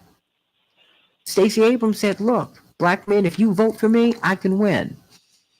Obliquely referring to the fact that 12% of black men did not vote for her in 2018. So let's talk about this, everybody. We have a lot of people, Mama D and Philip, who want to talk, and I promise you I'm going to speak with you, but I want to bring in this panel and let them weigh in. And CK, let's let some people who have not been, and Attorney Jones, who were not with us in the last hour, give some brief remarks and let them and talk to us about this tension that we've seen revealed that we can heal between black men or black women, or certainly the reasons why we might vote differently, and it can change elections. Reverend Jeanette Wilson, Rainbow Push, talk to us. What do you see?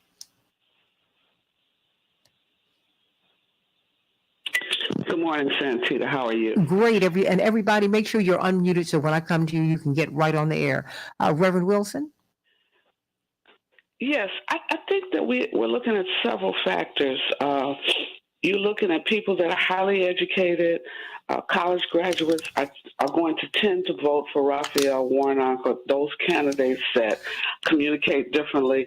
I think if you look at the Georgia Senate race between Warnock and Herschel Walker, you're looking at popularity of an athlete versus the impact of a preacher, an extraordinary personality who has fought against the odds in terms of education. So a lot of men will vote for the athlete, the football star, And then I think the other thing is women are tending to vote around issues that impact them. I think this whole issue of choice will weigh heavily in many of these races, particularly U.S. Senate races. And so women will tend to vote for those candidates can articulate that. I think the debates will have some impact on the choices between men and women and young and old. And the real issue, I think, Santita, and at some point we got to really soon talk about how we're going to get this young voter turnout to a place where our young people see how important it is to vote in this midterm election for Senate or some of the other races down ballot, sheriff's offices around the country, governor's races. You look at Stacey Abrams, the work that she's done to register voters, to highlight the voting issues in Georgia, and what it means to have a African American to be the governor of that state, the executive branch. It means a lot to the HBCUs there, the push for educational funding. And I think that women are more focused as mothers on those things that matter to families, those things that matter to our community. Not to say men don't, but we have a more narrowly focused idea about what we're prepared to vote for. And I think that this abortion, woman's right to choose, is going to be one of the featured issues in this upcoming election. Attorney Mark Fancher, your thoughts? Do you see any tension between black female and male voters? Or, I mean, certainly there are differences. Well, I keep hearing that, but I don't know if, because black voters, according to the results, are voting differently from black women, that it represents a tension. It may represent a difference of opinion. Mm-hmm. It may represent a difference in analysis, but to say that they're working at cross purposes intentionally and for purposes of division, I'm not so sure that that's the case. Well, let me say this. I don't want you to infer that from what I said, because I certainly didn't imply that. One of the questions I have, though, is when I get people who call in, I want everyone to continue to call in, is that some people have said that. That black men have said that they have felt excluded from the political conversation, and therefore they were going to vote in a particular direction. So just let me, for the purposes of clarification, Attorney Fancher. Yeah, I think that's right, and I think that they may be right in that we continue to talk about black men without necessarily talking to the ones who are voting a certain way. One of the things that frequently happens, sometimes even in our own community, is a negative presumption about black men. And we've been trained to presume that because they do something differently or because they act a certain way, that they're not thinking, they're not analyzing, they're not functioning intelligently. And, I because of the pandemic, I haven't had as much of an opportunity at all to go to prisons, as I used to do. But I used to really appreciate the opportunities to sit with these brothers who society has written off and to listen to them and to learn from them because they're thinking very deep thoughts. And if a significant number of brothers have decided that it's necessary to vote for Trump, I think it's important to sit and really talk to them and understand why. I do too. Because it may be that it's not that they embrace what we have come to know about this man, or that they really want what Trump does, but it may be that they have done an analysis and they see that the alternative that they've been presented with is so bad that the Democratic candidates and the Democratic Party are such a dead end, such a disaster for them and for their community, that they choose the other alternative, which is all that they see. And if that's what they're doing, then it means that we have an opportunity to talk to them about alternatives that they may not know about, and more creative and productive ways of using their political energy and their whatever political influence they're able to marshal. But beyond that issue, I have a real concern, and no disrespect to anybody, but I think this analogy is correct, that for us to be so focused and obsessed with electing Democrats, to different offices and to different positions is, in my view, comparable to our being on the plantation and being obsessed with trying to get more enslaved Africans into the big house. We know from our analysis as enslaved people that getting them into the big house might make it better for them, the individuals there. Their lives may be qualitatively better than those in the fields. It may mean that they have the master's ear, and that person may be able to whisper into the master's ear and may be able to get a little bit of something extra for those in the field. Maybe the Christmas dinner may include a little bit of, hog jowls where it used to not. It just was chitlins. I mean, they may be able to get a little something more for us, but that's not what we want. For those of us in the field, what we want to do is to burn down the big house. If we can't burn it down, we want to run away from the plantation. We want to disrupt and destroy the entire institution of slavery. And I think that we are still an enslaved people. We are still an oppressed people. And we figuratively need to continue to strategize about how to burn down the big house. We need to figure out how to get away from the plantation. In our history, those are the heroic people in the long run. And there is a movement. I mean, some refer to it as Blacksit, a black exit. People who are making plans and creating opportunities to exit, to get out of the United States and to relocate to Africa, the Caribbean, and other places because they know that this institution, that the capitalist empire, the U.S. empire is collapsing. It's falling. It's not going to have very much of a future. And they want to get out before it collapses, just as the institution of slavery collapsed and fell, because it was fundamentally unjust. It was fundamentally immoral in just the same way as the U.S. empire is. So if we don't exit, then we need to be strategizing with progressive and revolutionary forces around the world about how those of us who are stuck on the plantation are going to survive this. And that may mean speaking about creative ideas for providing opportunities for education for our children, if not in this country, in other countries where they can get the credentials and the skills that they need in order to contribute to their communities. It may mean that we're strategizing with progressive and revolutionary forces around the world about how to get needed resources for our communities, to provide social services, to provide for health care, to provide for the essential needs that we have. we, I think, do ourselves a disservice to continue to believe that we have a future in this country and through the structures of its government. It's a harsh reality that I think many people are reluctant to embrace or to even listen to because it is so different from what we hear recited by many people who purport to lead us as a mantra. But it is truth. And I think that we have to be courageous enough to accept that truth. Mama D, what are your thoughts? Well, healthy greetings with you. I think black men are tired of being ignored and bullied into silence when it comes to Trump. I was at a breakfast meeting yesterday with the candidate for Governor Bailey, and I would say it was at least 3 to 4 times more black men there than women. And I think that there's 4 major reasons for it. Want to hear it? Yeah, you got 2 minutes.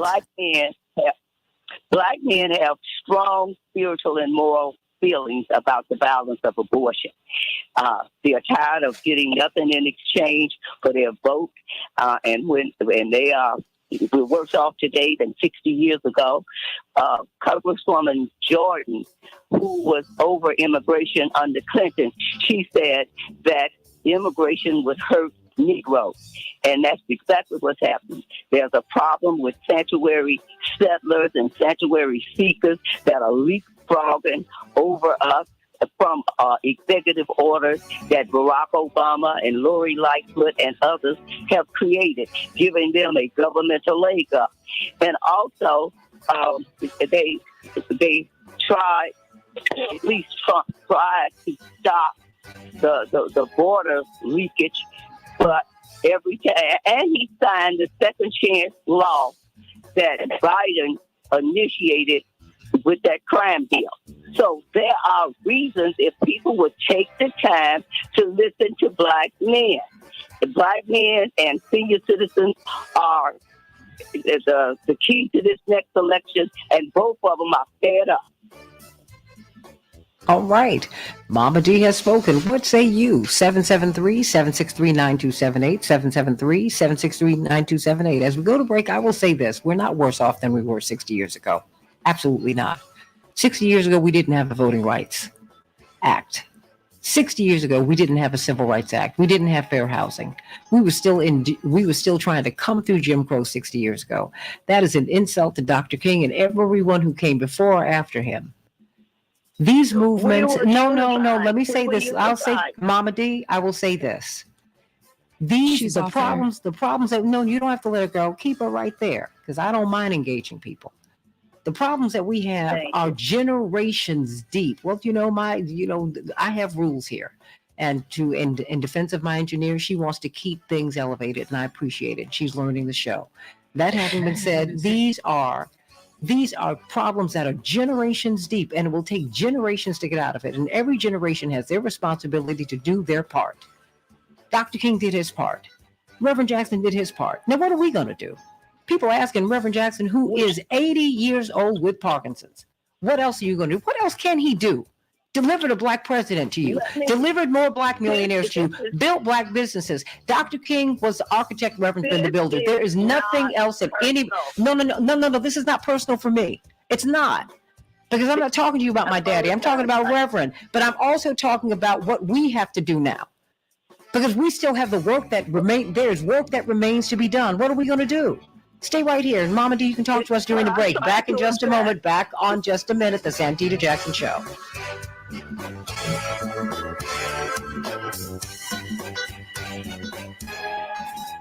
And this is not personal for me. I told you I'd make between Reverend and my daddy.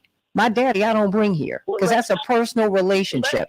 But I want you, but hold on, Mama D. Mama D, wait a minute. I want you to speak during this break to everybody on the panel. I have never blocked you, ever. So now please continue. Okay. I have been a freedom fighter for 72 years since I was 5 years old and refused to give up my seat on the front of the bus. Okay. And all hell broke loose when I got home. Look, when I say 60 years ago, we had unity. The Arabs didn't control our stores. The Indians from India didn't control the bakery. We had businesses and we had unity as a people. When we got the right to vote, what has it given us? Because we have been told since Hitler's time, we'll get to you next time and next time, and that after we get the Korean conflict, after we get the Vietnam conflict, it's always after somebody else. And you can fool some of the people some of the times, but you can't fool all the people all the time. I don't disagree with you, Mama D. I don't disagree with you, but I'm just saying to act as if to say definitively. Let's not speak over each other. Let's not speak over each other. To say definitively, because I don't do that here, and there's no need to shout. I'm respecting you. We just have a difference of opinion here, and I'm just simply saying that for us to say that we're no better off than we were 50, 60 years ago, I think it's unfair, and it's just not true. It's not. America has moved a lot. Has it moved far enough? No, it hasn't.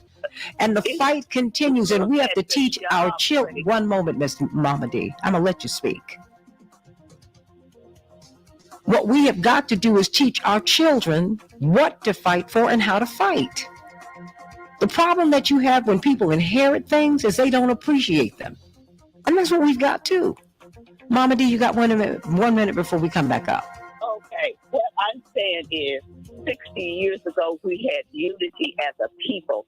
We didn't have elected officials that are in there representing everybody's interests but ours. We were Negroes, and we knew it, and we knew we had a problem, and we worked together on solving that. But now that we're people of color and black and brown and all these other people, minorities coming from other countries, leapfrogging over us, we don't have a fraction of what we had as a people, as individuals like Dr. King and others. Yeah, we got all these symbolic gestures, but when it comes to meat and potatoes, we are no longer have those jobs in hotels and restaurants and currency exchange that we had before the executive orders provided for all these statutory settlers and speakers with laws that's keeping us down. And we had 325 years of federal law. Does anyone want to respond to Mama D before we go to break? I do. Before we come back have up. 1 minute. I've got 45 seconds for you, attorney Wilson. I think some people have a sanitized view of 60 years ago. We've made tremendous progress since then. We didn't have that many elected officials. There was not the unity you're talking about. We were isolated in what they call ghettos, and so we then learned to live within them, keeping our people together. We have 30 seconds. Have supermarkets. Our black products were not on shelves. It was 60 years later, really, that we began to get black products. You remember, Santita, Reverend Jackson opened up opportunities in Chicago for black manufacturers to get their products all on around the shelves. country. You couldn't buy a Jet magazine in the grocery store. Okay? You couldn't buy hair care products except In if the you went to the grocery store. beautician, and they were. And I mean, we didn't even own Stand by. Stand by. Hold on. Stand by. You can make that point, but make it quickly when we get back, because I need to go to Philip and NCK and Attorney Jones. And I've got Mark has to respond to This is the Santita several Jackson people who Show. come with his remarks. So here we go. Gotta save the children, we can't wait. Let's change the world. Hey everybody, welcome back to the Santita Jackson Show. WCPT 820, the nation's largest progressive talk radio station, and AM 950 radio, the voice of progressive Minnesota. Mama D, it's always a joy to hear from you, and I love to engage with you, even as we just roll around and do it, because I think it's important for us to do. But let us be very clear, and I said this to you when I started this show. Of course, I'm Reverend and Mrs. Jesse Jackson's daughter, and I'm a grown woman too. And what I have said is that I draw a line between my father and mother and my family and their public selves. Because everybody deserves a zone of privacy, and I deserve that too, and I have it. So when I'm speaking about my daddy, I'll tell you that. But when I'm speaking about Reverend, I'm speaking about the institution. That having been said, I want to thank you, Mama D, for being with us today. But that having been said, there was all this unity that we talk about that existed 60 years. That's not true. Dr. King was the most hated man in America. 70+% of white people didn't like him, and 55% plus of black folks didn't like him, which sowed the seeds, which softened up the ground for his assassination, because he couldn't get in a black pulpit, not just in Chicago, but all around the country. He was going to leave the movement because he said, I'm a detriment to the movement because my own people don't want me. Let us stop playing. Let us stop playing with that. Everybody loved Dr. King. It's 6:10, April 4th, 1968. April 4th, 1967 at 6 o'clock, when he started his anti-Vietnam War speech in New York at Riverside Church, black folks turned their backs on him because they were sending their children who were becoming cannon fodder and in the Vietnam War. So we need to stop romanticizing, stop sugarcoating, stop candy coating this thing. And I'm going to defend the people who have been defending our people, who have devoted their lives to doing that. I'm going to do that. Now let us continue. I love you, Mama D. I got to move on. Philip from Pennsylvania. Philip, what's on your mind? Philip, are you there? Well, then, CK, why don't you respond to what you've been hearing? Okay, Philip, you're there. Hold on. Philip, everybody take yourselves off mute. So when I come to you, I can come right to you. Seconds in radio are minutes in real life. Philip, what's on your mind, sweetie? Okay. There was a whole, like I said, you had the black Muslims and Dr. King. There's a whole lot of division back in the 60s. Mm-hmm. Somebody who grew up and was born in 62, went through the busing generation. But let's go with Biden. Biden gets on the morning talk show, says, you're not black if you don't vote for me. That's, on a different morning show. How did that make you feel when you heard that? I was pissed off. Well, me, I'm I was to Biden, I was the Mickey Mouse candidate. That was from his mouth. That's the truth. I'm the Mickey Mouse candidate that he talks about. So, like I say, but now also, when he gets elected, he talks about the $2,000 check. What did he do? He cut it down to $1,400. He said, "Well, you got $600 from Trump. I'm just adding $1,400 too. So now that's $2,000." What? Oh, so you're going? So now you're gonna pull the rug out of it? That's the $600 somebody could have used on rent or something. Now the child checks, the check for the child tax credit. What happened? They discontinued them. So and as a black man, hold up, you're affecting my family. So why should I vote for you and you keep affecting my family? And as far as immigration, now somebody who's worked in the trade unions and work blue collar jobs, when they start bringing in immigrants, the immigrants don't know the laws, the fair laws and everything, and they'll work for a cheaper wage than a black man will, because he knows what the laws are, and he will not. He knows the value of his work, so he's not going to work for slave wages. But Philip, let me ask you this. I'm not cutting you off, Philip. I want to engage you here.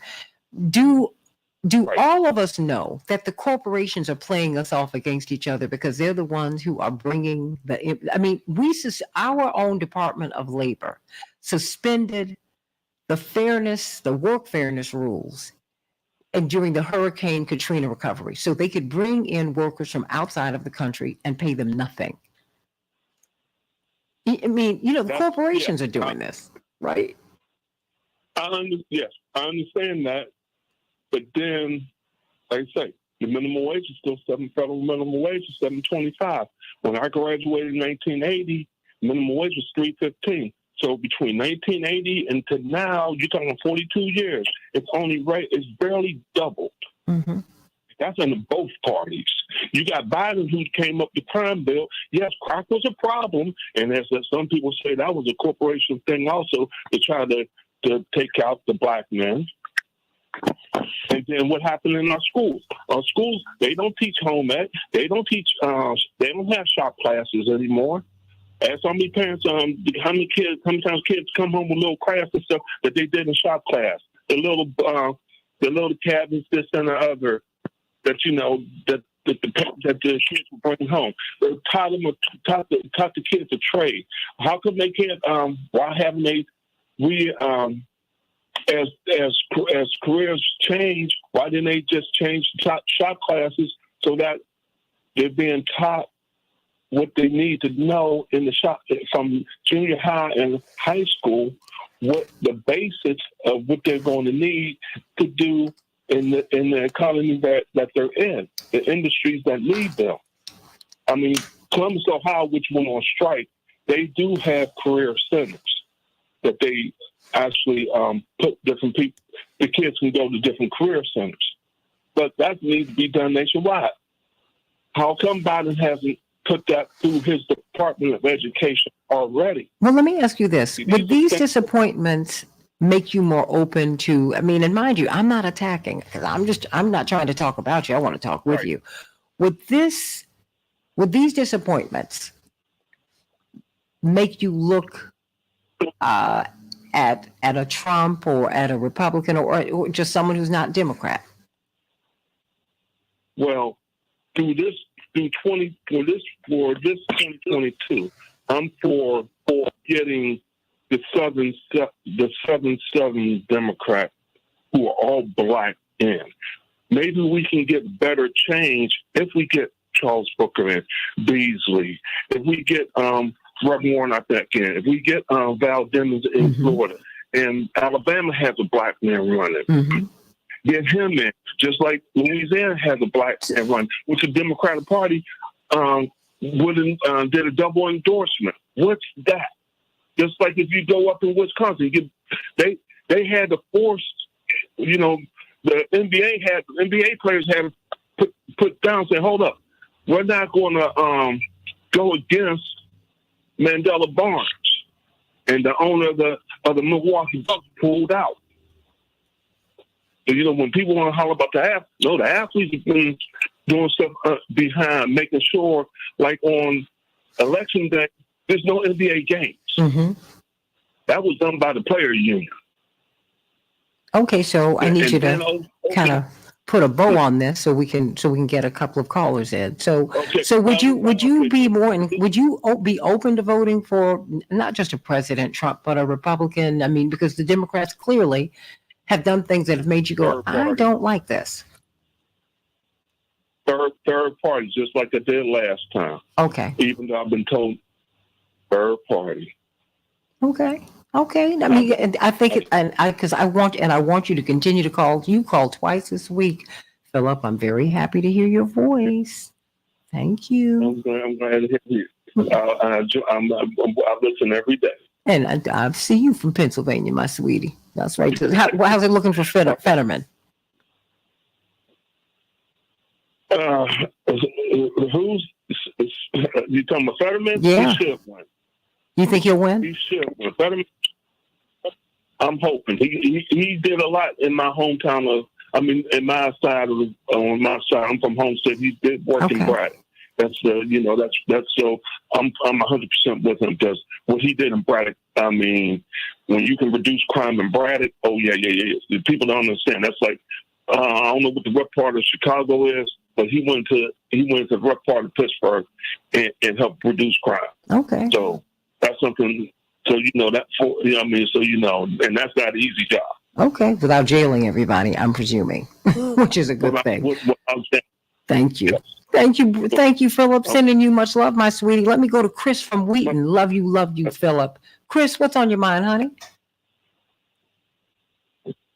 Hello, Santita. Hey, how Chris. Are you? It's always good to hear your voice.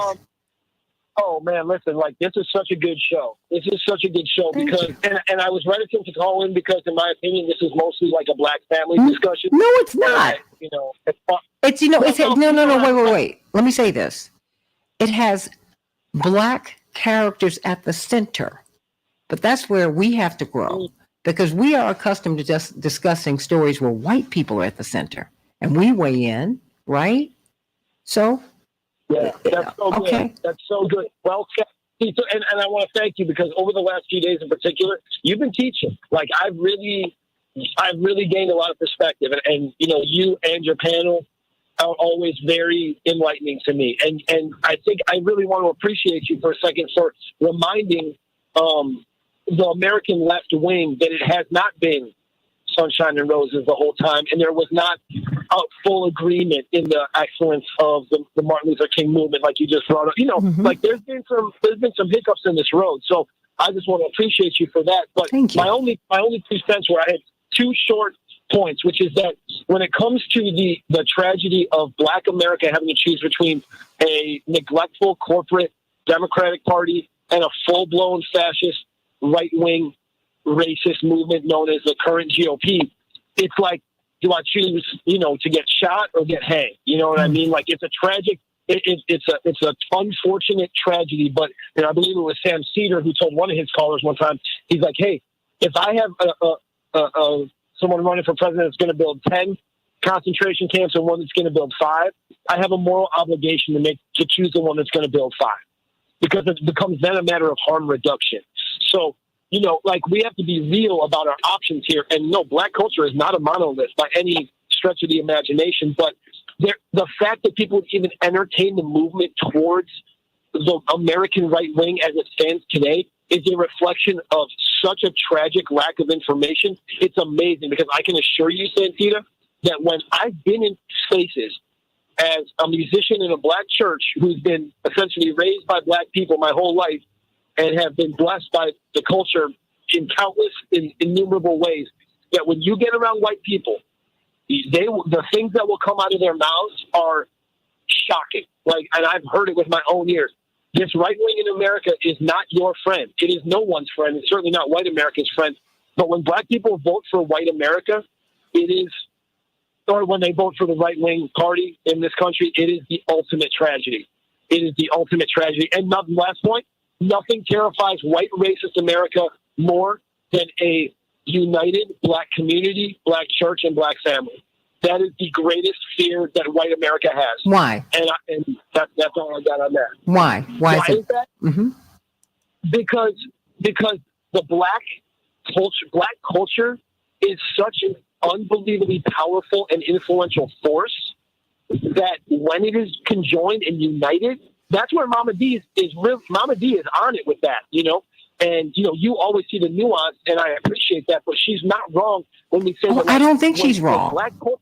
I don't think she's wrong. I'm a product of Black culture. But trust me, I get it. Oh, I know, that's right. Yeah, well, that's all I'm saying.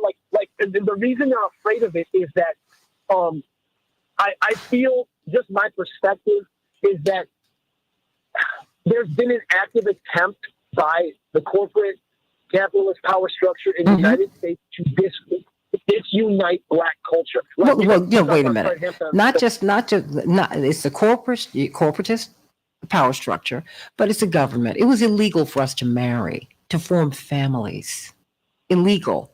That has never been true for any other people in the United States. It was illegal for us to hold on to our babies.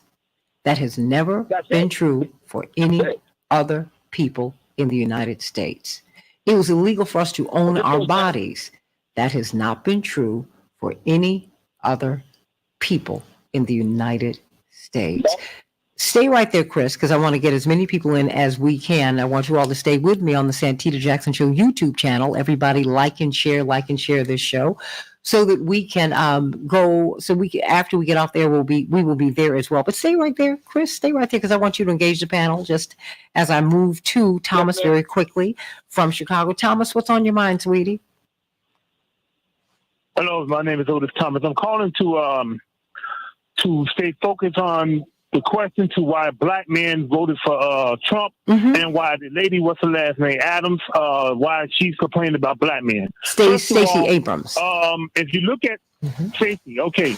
Now the thing is, the reason why Black men and other Black people voted for Trump, especially Black men, because we saw the videos on YouTube, the Clinton Chronicles, about how dirty they was, and we also seen how Hillary Clinton, how dirty she was when she was with Obama, when she was facing charges about her involvement overseas. I forgot what that was.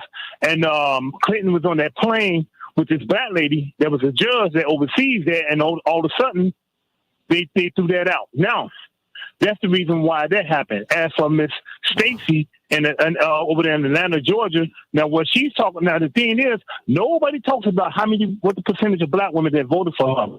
I just seen the video, and they was talking about we don't even know her. She's not even from the dominant black area. She lives. Oh no, in no, hold on. Stay right there, Thomas. Thomas, I want you to be engaged here. I don't want you to leave. Stay right there. CK, you're down there in Georgia. Black women turned out in droves for Stacey Abrams, did they not? Because I want us to engage Thomas. What's the number? What's the number? What was the percentage? Stand right there, because you weren't very specific about the first part of your argument, Thomas. Stay right there. Right, but let me just say about 98%. Still stand right there. Stay. 98%. She got more than 98% of the black woman vote. So that's not. Yes. That's not what I heard. No. We're not talking about what you heard. We're talking about what has been documented. Okay, stay right there, Thomas. Right, that was documented. Okay, that's not what I was. That's not what was documented on YouTube. So okay, well, no, not YouTube. But you have to go beyond YouTube, hon. You do. Right, people are trying to have misinformation. And by the way, Stacey Abrams is from Georgia. She did not grow up rich. She did come from a working class family. Right. All of these things are very, very, very clear. This is not in dispute where one person says it's never. It really is. But there's a lot of misinformation. She went to Spelman, then she went to Yale Law School. She has an uncle who's incarcerated. She has grown up with the black experience. Let's not get confused about that. And let me just say this about Stacey. You didn't say that about. What is your opinion about black men voting for Trump? What is your opinion on that? I think that I think people should vote who they want. You have the right to do it. Why black men voted for Trump? Why is it such a big deal, though? No. Let me jump in here, CK. No, CK, but Thomas, let me say why the black men. Thomas, hold on, because you've asked a question. It's about to be answered. No one's attacking you for voting for Trump or for liking Trump. I know that. No. I know that. Just, but I want you. I know that. I know I'm not being attacked. No. I just want you. I'm not. No, honey, hold on. It's the Santita Jackson Show. Let me establish what I'm saying here. I'm saying to you, I got it. I'm not mad at you. What we're saying to you is that we're not saying that this is an awful thing. We're pondering the question, and I have wanted someone like you to call in because, as attorney Mark Fancher said, we shouldn't be talking about folks. We should be talking with and to folks. Okay, so I'm glad you're here. Right. Okay. So let's put a little ice. Let's put some ice packs on this heat that you're packing here, so we can have a calm conversation. No, just hold on, sweetie. So we can have a calm conversation and understand where you're coming from. And nobody's mad with you here. Even if we disagree with you, ain't nobody mad at you. I know that. Okay. I know that. So, but no, Thomas, can you stay with Thomas? Hold on, sweetie, because I'm up against the clock. Can you stay with me a couple minutes so you can engage the panel as long as they can be here? But okay. Thomas, can you stay with me for a few minutes? Yeah. Okay, stay right there. I haven't heard from you. Attorney Jones. Attorney Jones, I got about a minute because I'm trying to get some closing thoughts over the radio. But everybody, please stay tuned to the Santita Jackson Show YouTube channel and Santita Jackson and Friends on Facebook, because we're going to talk to Thomas, we're going to talk to Chris, and whoever is left on the panel so that we can, get some kind of understanding here. Attorney Jones, 1 minute. What are you hearing? It's very interesting, Santita. It's good to have Thomases that call in because we've got to hear what people's rationale is on who they support. It's not a question of who you vote for in our eyes right now. What it is a matter of is, are you voting in the interest of the community and being certain you have access to vote for the community? That's one of the big things that we're looking at and pushing for right now. Now, with regards to the whole black men and the support that we're giving black women and our access to the ballot, black men are going to vote their issues. Our issues are going to be economic issues. Our issues are going to be social issues. They're going to be a whole multitude of issues. And they're going to vary within the whole black man's experience. But we've got to be able to engage, listen, and, just really analyze everyone's thoughts and processes and try to come up to solutions that are in the best interest of the community. And that's what I really admire about what we're doing here on this panel, on this show, Santita. Well, thank you so much, because that's really the point. That's really the point. Attorney Fancher, I need you to stay just a couple more minutes, because people really, I need you to clarify your remarks. Some people took umbrage with your remarks. And Arlene said, oh my God, burning down the house. What? Who and what benefits from that mindset? The Republicans. Who will put in place laws that further harm Black people? So I want you to speak to that when we get off air, because I only have a couple minutes here. But 1 minute for you to close. No, I think that what we need is clarity of thought, and clarity of thought will lead to clarity of actions. I stand by my remarks. I think that while it's helpful, while we're on the plantation, to try and get some people into the big house for purposes of survival, because Black people in particular have to struggle on two levels. They have to struggle for survival, but they also have to struggle for liberation. And when we're trying to get people into the big house, we're just struggling for survival, just to make it from day to day. And there's no problem with that. But we can't put all our eggs in that basket. We have to struggle for liberation. If an oppressive system is destroying our people on a day-to-day basis, and it is, then we figuratively have to burn down the house. And we have to make simultaneously plans to try and figure out how to do that. We can't just rely on getting people into the big house. It will not save us. It will not liberate us. We have to do something else. Do you want to end slavery, or do you want to just get out the fields? I guess that is one of the great questions. Reverend, first. Ecclesiastical titles eclipse all others. Reverend Attorney Jeanette Wilson, 30 seconds for you. I don't want to just get to the big house. I want to own the big house and change the plantation to a place where we are able to be productive.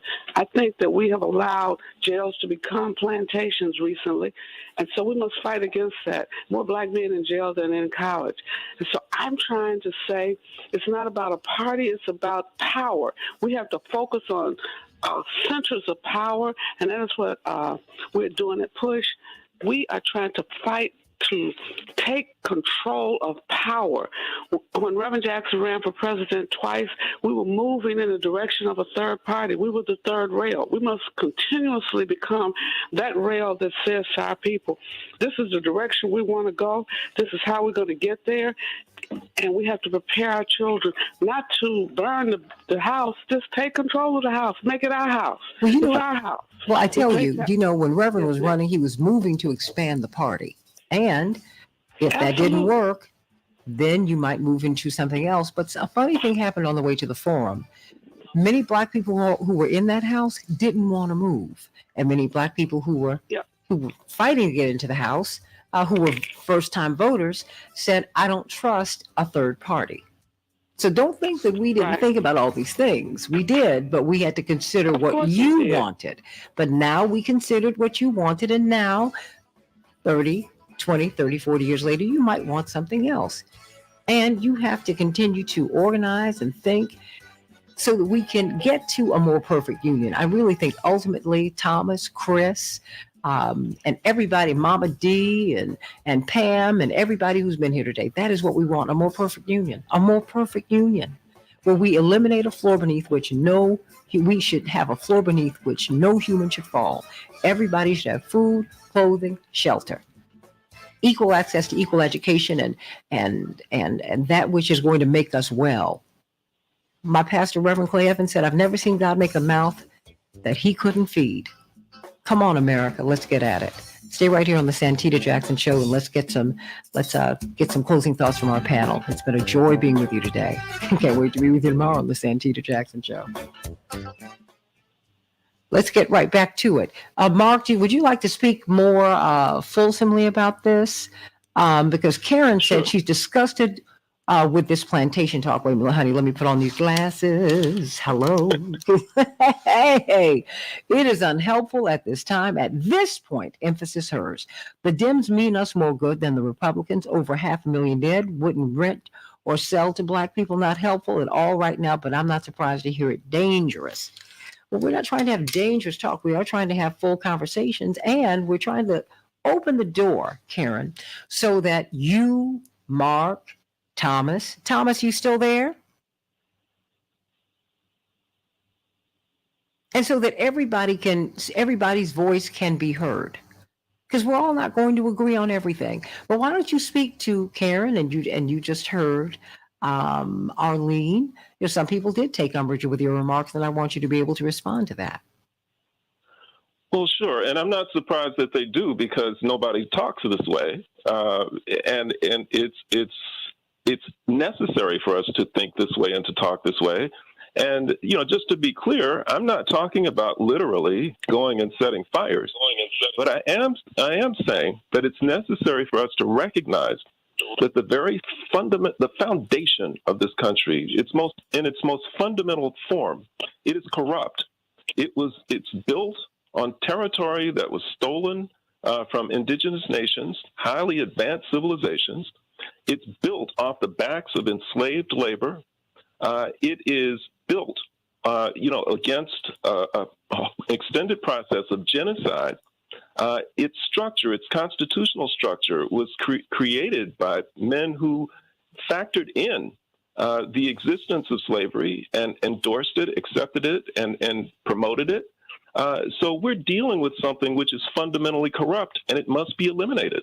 And certainly if we want to rebuild something else, we can. But that has to be done with the knowledge, consent, involvement, participation of the people whose land was taken. Indigenous people have to be approached first. And, to think in terms of the Democratic Party or the Republican Party, which are built and fundamentally are designed to ensure the perpetuation of an oppressive system, to think that they're going to liberate us is just not very clear thinking. We can get something from participating in their process. I mean, we may be able to get a little something that will help to make life better for us, and we have. Over the past number of decades, things have improved qualitatively for people who are members of communities of color. But improving our condition, making things more livable, is not liberation. It is not independence. It is not the opportunity to exercise the right to self-determination, to live free, and to function in the way that we are designed by God to function.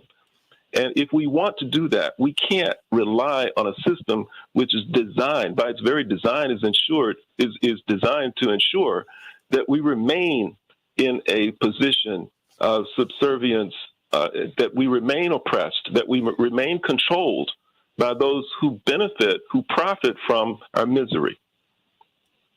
Daryl, do you have a response? Or I heard you say something, Thomas, before I get to anyone else. What I want to say was, I was thinking about Chicago. I live in Chicago. I was thinking about the opportunities that we have here in Chicago.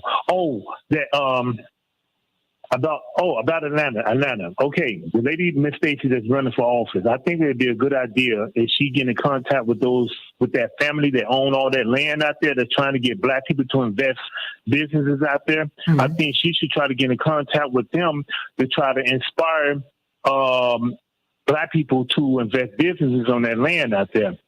Second of all, other than us trying to buy the big house, we should do what we did owning our own towns and stuff. Like right now in Mississippi, there are a lot of black people that own their own towns. In Chicago, we could do the same thing by buying up, by getting these business loans and putting up supermarkets. Because if you notice in Chicago, I haven't seen a major black supermarket. If somebody know, please tell me which one it is. So we need to do that. But the thing is in Chicago, it seems like they tell black people in Chicago, you need to stand on your own 2 feet and tie up your bootlaces and stuff like that. But they're worried about us putting other races of people that come in here that's feeding us, clothing us, and giving us shelter. They worried about them being unemployed. The thing about it, we can't worry about them for our own survival.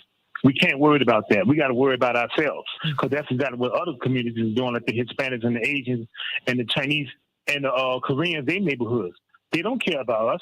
But you know what? Let me say this to you. They only care about theirs. Well, Thomas, let me say this to you, because all of my life, my father's almost the father of black business. Reverend Jackson is. And there was a black-owned grocery store. Jeanette, you would remember that here on 79th Street. Oh, yeah. And we used to, are you still there, Thomas? Oh yeah, I know what you're talking about. Yeah, That was back in the day. Yep. And we used to shop there. My mother would pile us in her little teeny weeny car because my mother always had teeny weeny little inexpensive cars. And we would go over there and that's where we would do our shopping. The fact is, we have opened these businesses, but we have to patronize them. Do you remember, and we don't, do you remember when Percy Sutton and Inner City Broadcasting bought and refurbished the Apollo Theater? Do you remember that, Thomas? The Apollo, that's in New York. Yeah. I don't know nothing about that. Okay, well, let me explain it to you. The number one radio station in the United States of America was WBLS from the late 70s through the 80s. You remember Frankie Crocker? Do you remember him? He was one of the biggest. No, this is in New York. He was in movies. Just hold on one moment. He was one of the biggest DJs in America. Okay, no, it's okay because he would be in your wheelhouse then, because you're a little older than I am. But Frankie Crocker, just Google him. He was huge. He was in movies, tall, good, gorgeous man. He's now passed on, and he was the top DJ in New York. And with his talent, he drove WBLS to become the top radio station in New York and thus the country. And so with the monies that and Percy Sutton, who owned this station, along with Hal Jackson, who was a legend in radio as a personality and a businessman, they bought a collection of stations and they had a network throughout the country. And so they used some of their profits to buy the Apollo because it had fallen into disrepair. And of course, the Apollo was it's a legendary theater that everybody wants to make it in. And they put millions into the Apollo, millions. And there was even an NBC television special. You had George Michael, you had all the Motown stars, you had all the people who'd been at the Apollo. Mm-hmm. It was huge. And it was a huge television special, one of the most highly rated television specials of the year, if not of that particular era. And after all of that excitement, you know what happened, Thomas? He could not get black acts who could fill up Madison Square Garden or even the Brooklyn Academy of Music. I used to live in New York, so I know all these places. He could not get these acts to come and put on shows. Because they said, no, I would have to put on 2 or 3 shows a night, and I'm not going to do that. Now, you could still get Gladys Knight, who has a certain race consciousness. You could get some other people to come and put on their shows instead of going down to, a bigger venue where they put on 1 show. They would put on 2 or 3 shows at the Apollo, which I used to love because I lived in Harlem, and I could go catch. If I couldn't catch the 8 o'clock show, I could catch the 10 or 10:30 show, which is great. That's part of the dilemma too.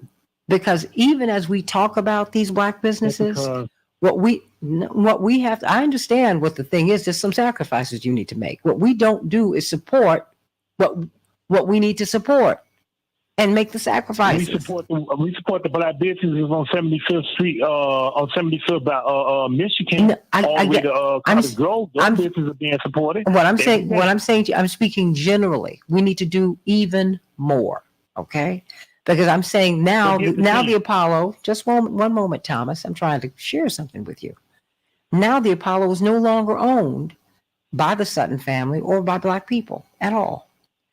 And that is a tragedy. Okay. And I've seen it, and because of Reverend's work, I've seen this tragedy replicated over and over again. Just one moment, Thomas. I'm trying to share with you because I have not just Chicago experiences, I got national and global experiences that I'm trying to share.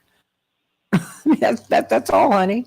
So I'm just trying to tell you, I've seen this happen over and over and over again because even 75th Street is not, 79th Street, 87th Street is not what it used to be. 71st Street is not what it used to be. I grew up over here. I grew up in the heart of the black community. I know what I'm talking about. And you do too. Mm-hmm. I mean, I know that, there was. No, not really. Not really. I just learned about it. No, I didn't. Well, I grew up in it. Okay, so that's why I told you I can tell you where my mama used to shop on 79th Street.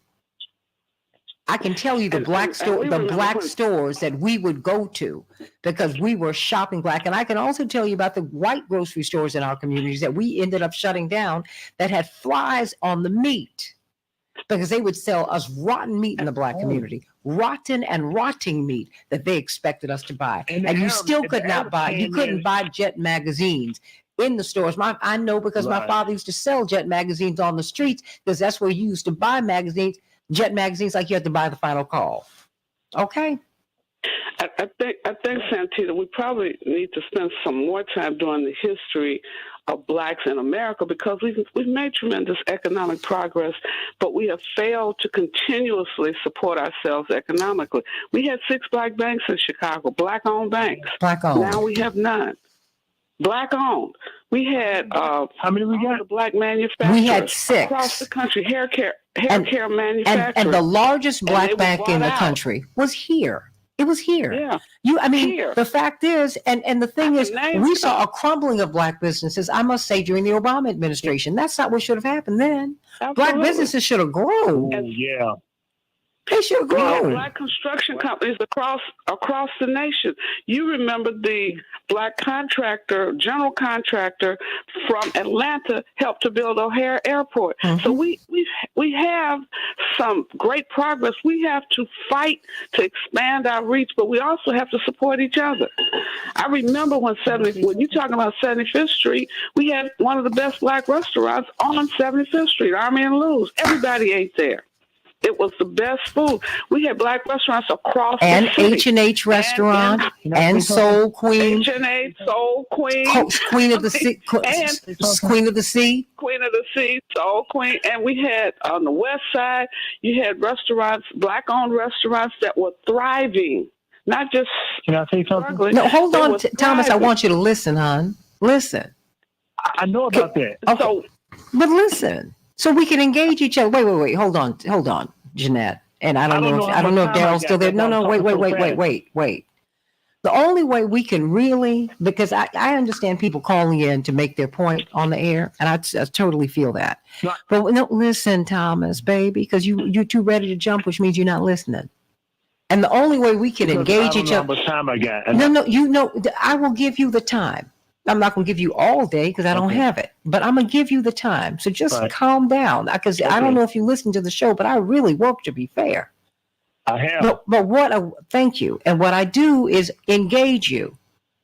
But you can't just continue to jump in and jump all. We can't do that. I didn't say we can't. I said we can't do that. That is not going to work. So let her finish, and then I will bring you back in. Deal? Thomas? Okay. All right, sweetie. Okay. Go on, Reverend. We had, I just think we've had black law firms, like C.K. Hoffa's firm, not just in Chicago. I remember it took a lawyer who's now deceased to really build a black firm, because we don't have real access to capital to expand and grow the things that are successful in a small locality. We don't even have the marketing dollars. We think about Reggio's Pizza started more than 60 years ago. We had to fight to get him on the airplane, fight to get his pizza in public schools when they're eating pizza at every single solitary day. It should be a national pizza thing in all of public schools across America. Those are the things that we have to fight for and demand. We have a black man that makes green seasoning, and he's only in a few Pete's stores right now. And it's because Reverend Jackson taught me one thing. You have to force our people, educate our people how to buy black, why to buy black, and what to buy black. Mumbo barbecue sauce in Chicago. Now you have a lot of barbecue sauces that are not made by us. They just put a black face on it. We thought Aunt Jemima pancakes were black owned. It was not. It was a white one. And we used to bring them. We used to bring them to Breadbasket and to Push. Yeah, and so they could line, because remember, that's why we have a Expo was to promote black businesses, which became the biggest black event in the United States of America. It was the Business and Cultural Exposition. So black folks who had businesses got booths there, and they got a huge boost, Thomas. And it takes that kind of effort. And I just want to say this, and I'm going to go.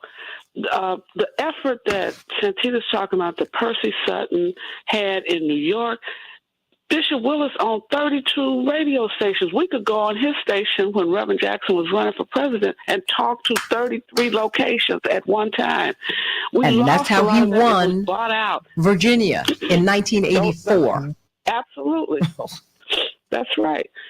So we've lost ownership because we could not get the access to capital to sustain it, nor do we have the people supported it. We buy black faces, but we don't buy black owned. And so those are some things that we have to re-educate ourselves and not fight ourselves, just focus. When we vote, we don't hold these elected officials accountable.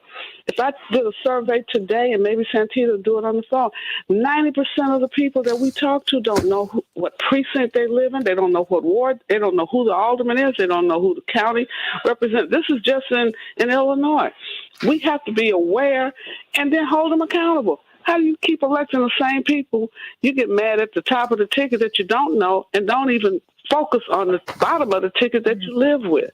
So it's just so much we can do, we must do, and that's why the push is on. We're pushing every day, trying to make a difference. Amen to that. And we're going to win.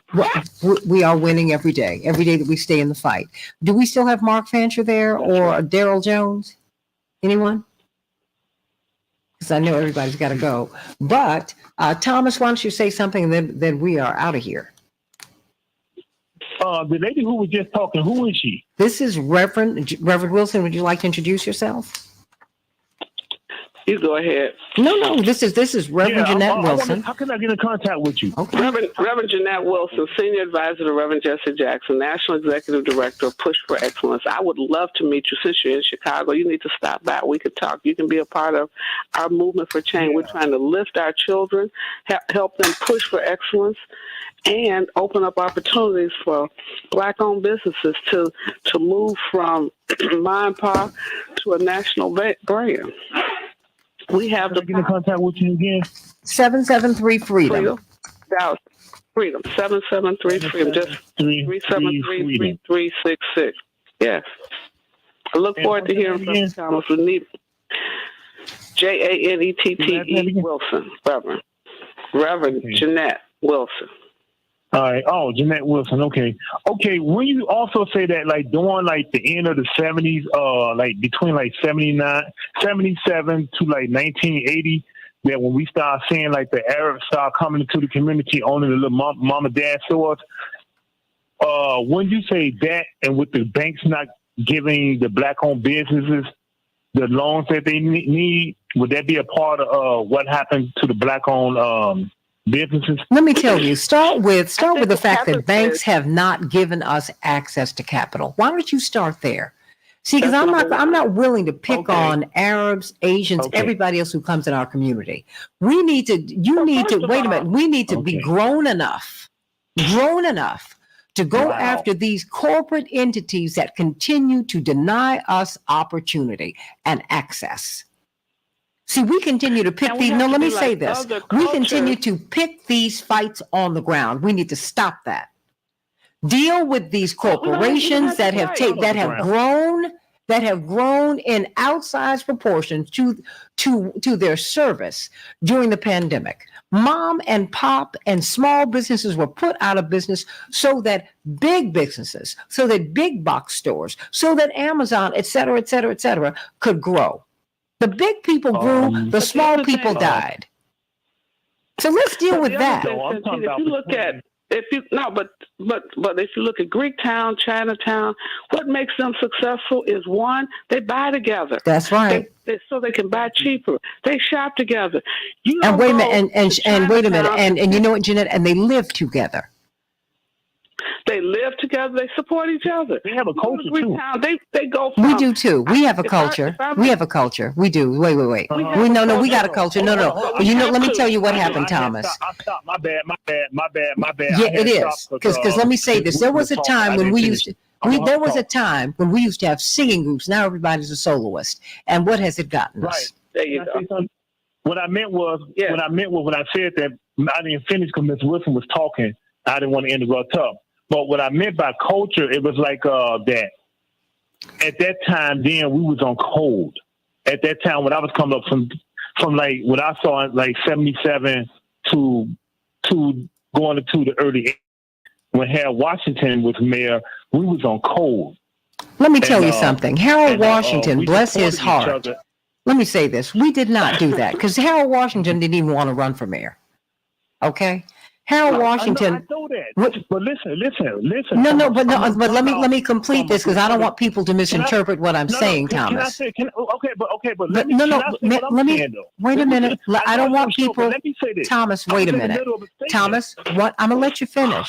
I don't want people to misinterpret what I'm saying. Okay? I want to finish this for the sake of history, Thomas. You got to understand how radio works and how people hear things. He was a machine politician who had been pushed out of the machine, and they treated him so horribly, he ended up on the sofa of Georgia and Lou Palmer. But they felt that he was a good guy. And they said, we're going to help to rehabilitate him because he still has some service left in him. So they helped him pull himself together. And finally, because Gus Savage kept trying to run for Congress too, every other year. And they went into Congress in the same class. And when he was finally able to get up off that sofa, he said, okay, I'm good. I'm here. I think he went in 1980. Was it not, Jeanette? He went in 1980. So we ended up having this protest. 1983. 1983. No. I'm saying when he went into Congress in 1980. Because he had just gotten to Congress. Yes. Congress. And then we ended up, they pushed these black women, by the summer of 1982, when Mayor Byrne was the mayor, the Chicago Housing Authority, the projects were so nasty that the black women who lived there went down to a CHA meeting. They say they were lodging protests, and they went down to a CHA meeting, and they were treated so disrespectfully. They pulled these women out, and their dresses, Marion Stamps, led by Marion Stamps, and they were dragged out of the meeting, and their dresses were over their heads. It was the most horrible thing you'd ever seen. And so then, there were black men there too. But I'm just saying these mothers, they were the ones when you saw them, when you saw their panties on television, it was a horrible thing. So then Reverend had a show on WBMX every Sunday morning. And people were so outraged. They said, what are we going to do? Someone called in and said, we just need to boycott the fest. Reverend said, oh boy, because that was one of the biggest events in the United States of America. He said, we're going to get back to that. But then every call after that said, we've got to boycott the fest. Reverend called his pastor, Reverend Clay Evans. Reverend said, well, basically, this jack is out the box, son. You're going to have to call people and make this happen, which is what he did. Because when Stevie Wonder, who was about the biggest act in the world at that time, said, gotta go, Santita. Okay, love you. You want to say something real quick? Love you. Love you. See you in a little bit. All right, Miss Wilson. Love you. See you in a little bit. Okay. When he boycotted the fest, every black act except Kool and the Gang, who wore black armbands in protest, decided not to come to Chicago Fest. And we said, we got to get something out of this. Harold Washington needs to run. He's run for mayor. He's the most qualified guy. He said, look, I just got to Congress. Thanks, but no thanks. Right, I know the story. I saw it. Oh, okay. But I want everybody else to hear it. He said, thanks, no thanks. What I was saying was, no, I'm saying he said, thanks, no thanks. He said, register, I think 50,000 people, raise $100,000. We registered 100,000 people. And Ed Gardner have led these black businessmen, and they raised hundreds of thousands of dollars, got it for him. And so that's what I was trying to give people, because I have a responsibility to share that history. I can't just, as someone who is a steward of the microphone, Thomas, I can't just drop bombs and leave. That's irresponsible. Okay. So why don't you, I need to begin to wrap this up. Okay. So I want you to make your comment, and then we talk fast. Well, just as long as it's accurate, we're good. That's why I always talk. That's why I always talk fast when I call, because I know other people waiting. What I was saying was, when Harold Washington ran for mayor at that time, then, like I said, we was on cold. The guys was on the street, and the people on the street, and the women on the street, we was on cold. Those of us in gangs and not gangs, we was on cold, because we said, here we go. First time you got a black person that's running for mayor, no matter if it's female or male. So what happened was, it wasn't the first time a black person ran for mayor. It wasn't the first time. Okay, well, during our time. At that time, I'm talking about 1970s. When I was a kid, 1977, going to 1980. When Jane Byrne was in, we didn't see that. So I was like, well, about, I don't know, 9, 10, 11 years old. So by me seeing this, now here it is. You got the kids in the school. We saying the same thing. High school, we need to get this man in, and we need to vote for this man. And what happened was, thanks to the police department, also that was harassing us and taking our buttons and throwing them on the ground. We said we're going to vote for this man here. That's what I'm saying. For the ground roots, the people that's on the ground, not the people that's in the office, but y'all do come down on the ground. But the ones that deep in the streets, that man changed us. Black men, black women, and kids. That man changed us. Now, I don't know about anybody else that was black that ran for mayor. That's why I said we was on code. And that's why I'm trying to share with you. Hold on, but Thomas, what I'm trying to share with you. As in order, it's just like in order for you to have a Barack Obama, you had to have Jesse Jackson, you had to have Julian Bond. What I'm trying to share with you is I remember when Reverend Jackson petitioned to run for mayor in 1971. And I was a very little girl at the time, didn't quite know what was going on, but the rules were so unfair and they so favored the machine. That's why he filed petitions to run. And that's why I'm trying to say that. Well, I'm simply saying, I'm just trying to share with you. That would be okay, but I'm talking about. No, but Thomas. During my time, Thomas, during your time, you can't be disconnected from history. Nothing just listen, Thomas. Nothing. I'm talking about being on code. I got you. But being on code means you have to be on time and be deep into history. If you do not know your history, you are one moment. No, that's what I'm trying. I got you, but what I'm trying to say, listen, honey, wait. No, I got your point. But I'm saying to you, everything has to have context. Everything. That's why I'm always going back, and this is not to embarrass you. It shouldn't, and I know it doesn't. But what I'm saying is, I mention these things so I can fill in gaps for you. Because one thing you cannot do is have gaps.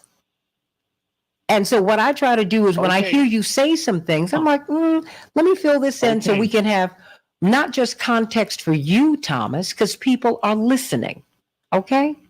This is not just about you. This is about, listen, my listening audience, to whom I have a tremendous responsibility. So now I have enjoyed speaking with you today. I hope this is not the last time that you will call. I hope that you will call and stay engaged with this show because we have so enjoyed being with you today. Can I get 20 seconds? That's all you got. TikTok. 20 seconds. Okay. On Lake Street in Carson, there's a vacant warehouse right there. I advise everybody black that own the businesses to go over there. You could turn that into a black-owned mall.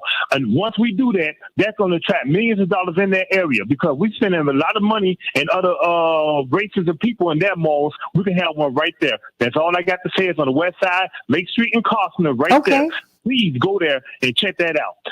And I'm done. And I'll give you a call. I'm gonna talk to Miss Reverend Wilson. Her name is. She's Reverend. She's a minister. She's an attorney and a minister. So she's Reverend Wilson. That's right. Okay. Okay, then. All right, sweetie. Have a good one. Okay. I appreciate it. Thank you. All right, you too. All right. Whew, everyone. I hope that you all have had a good day. I certainly have had one. It's always great being engaged with you. But that having been said, I always try to add history so that we can have context. And you know what? It's great to have these wonderful ideas to open up these open spaces, but we've got to support them once they open up, and we don't do that. So we have to have a think about what it is that we ask other people to do that we're not willing to do ourselves. You talk about black businesses, you talk about woman-owned businesses, you talk about LGBT-owned businesses, particularly black businesses and women-owned businesses, because they're the readily identifiable others. You have got to support them. And where they fall short, you tell them so that they can get better. So it's not just enough. It's not just enough to dream. You gotta build on that dream with a serious scheme in a good way to make things work. And we act as if other people have not been trying to have not been trying to get Black businesses open and get them funded. It's not just enough to open a Black business. You got to get funding. And we don't have access to capital. That's what you should be learning from this whole Donald Trump thing with the banks and how he was able to inflate the value of his properties. These real estate companies do that every day. So instead of looking at Trump, you need to be looking at the banking industry and a real estate system that continues to disfavor average people and to favor the wealthy. And stop looking at him and making it all about him. He, in his own way, maybe he means to do it, maybe he doesn't. I don't know. Maybe it's inadvertent, maybe it's on purpose. I don't know. But I know through him, we've seen a lot of the graft in the system. We've seen a lot of things in the system that need to be fixed. Let's fix the system. Stop fixing the blame. Stop listening to this media who tell you who to hate and who to love. Stop doing that, because we're disadvantaged by all of that. Disadvantaged. So think about that, everybody. But I send you all my love. I can't wait to be with you tomorrow. Cannot wait to be with you tomorrow. It's been a joy being with you today. Okay, so God bless you. Thank you, thank you, thank you for everything. And I am going to get on with the rest of my day. What'd you say? Support. Well,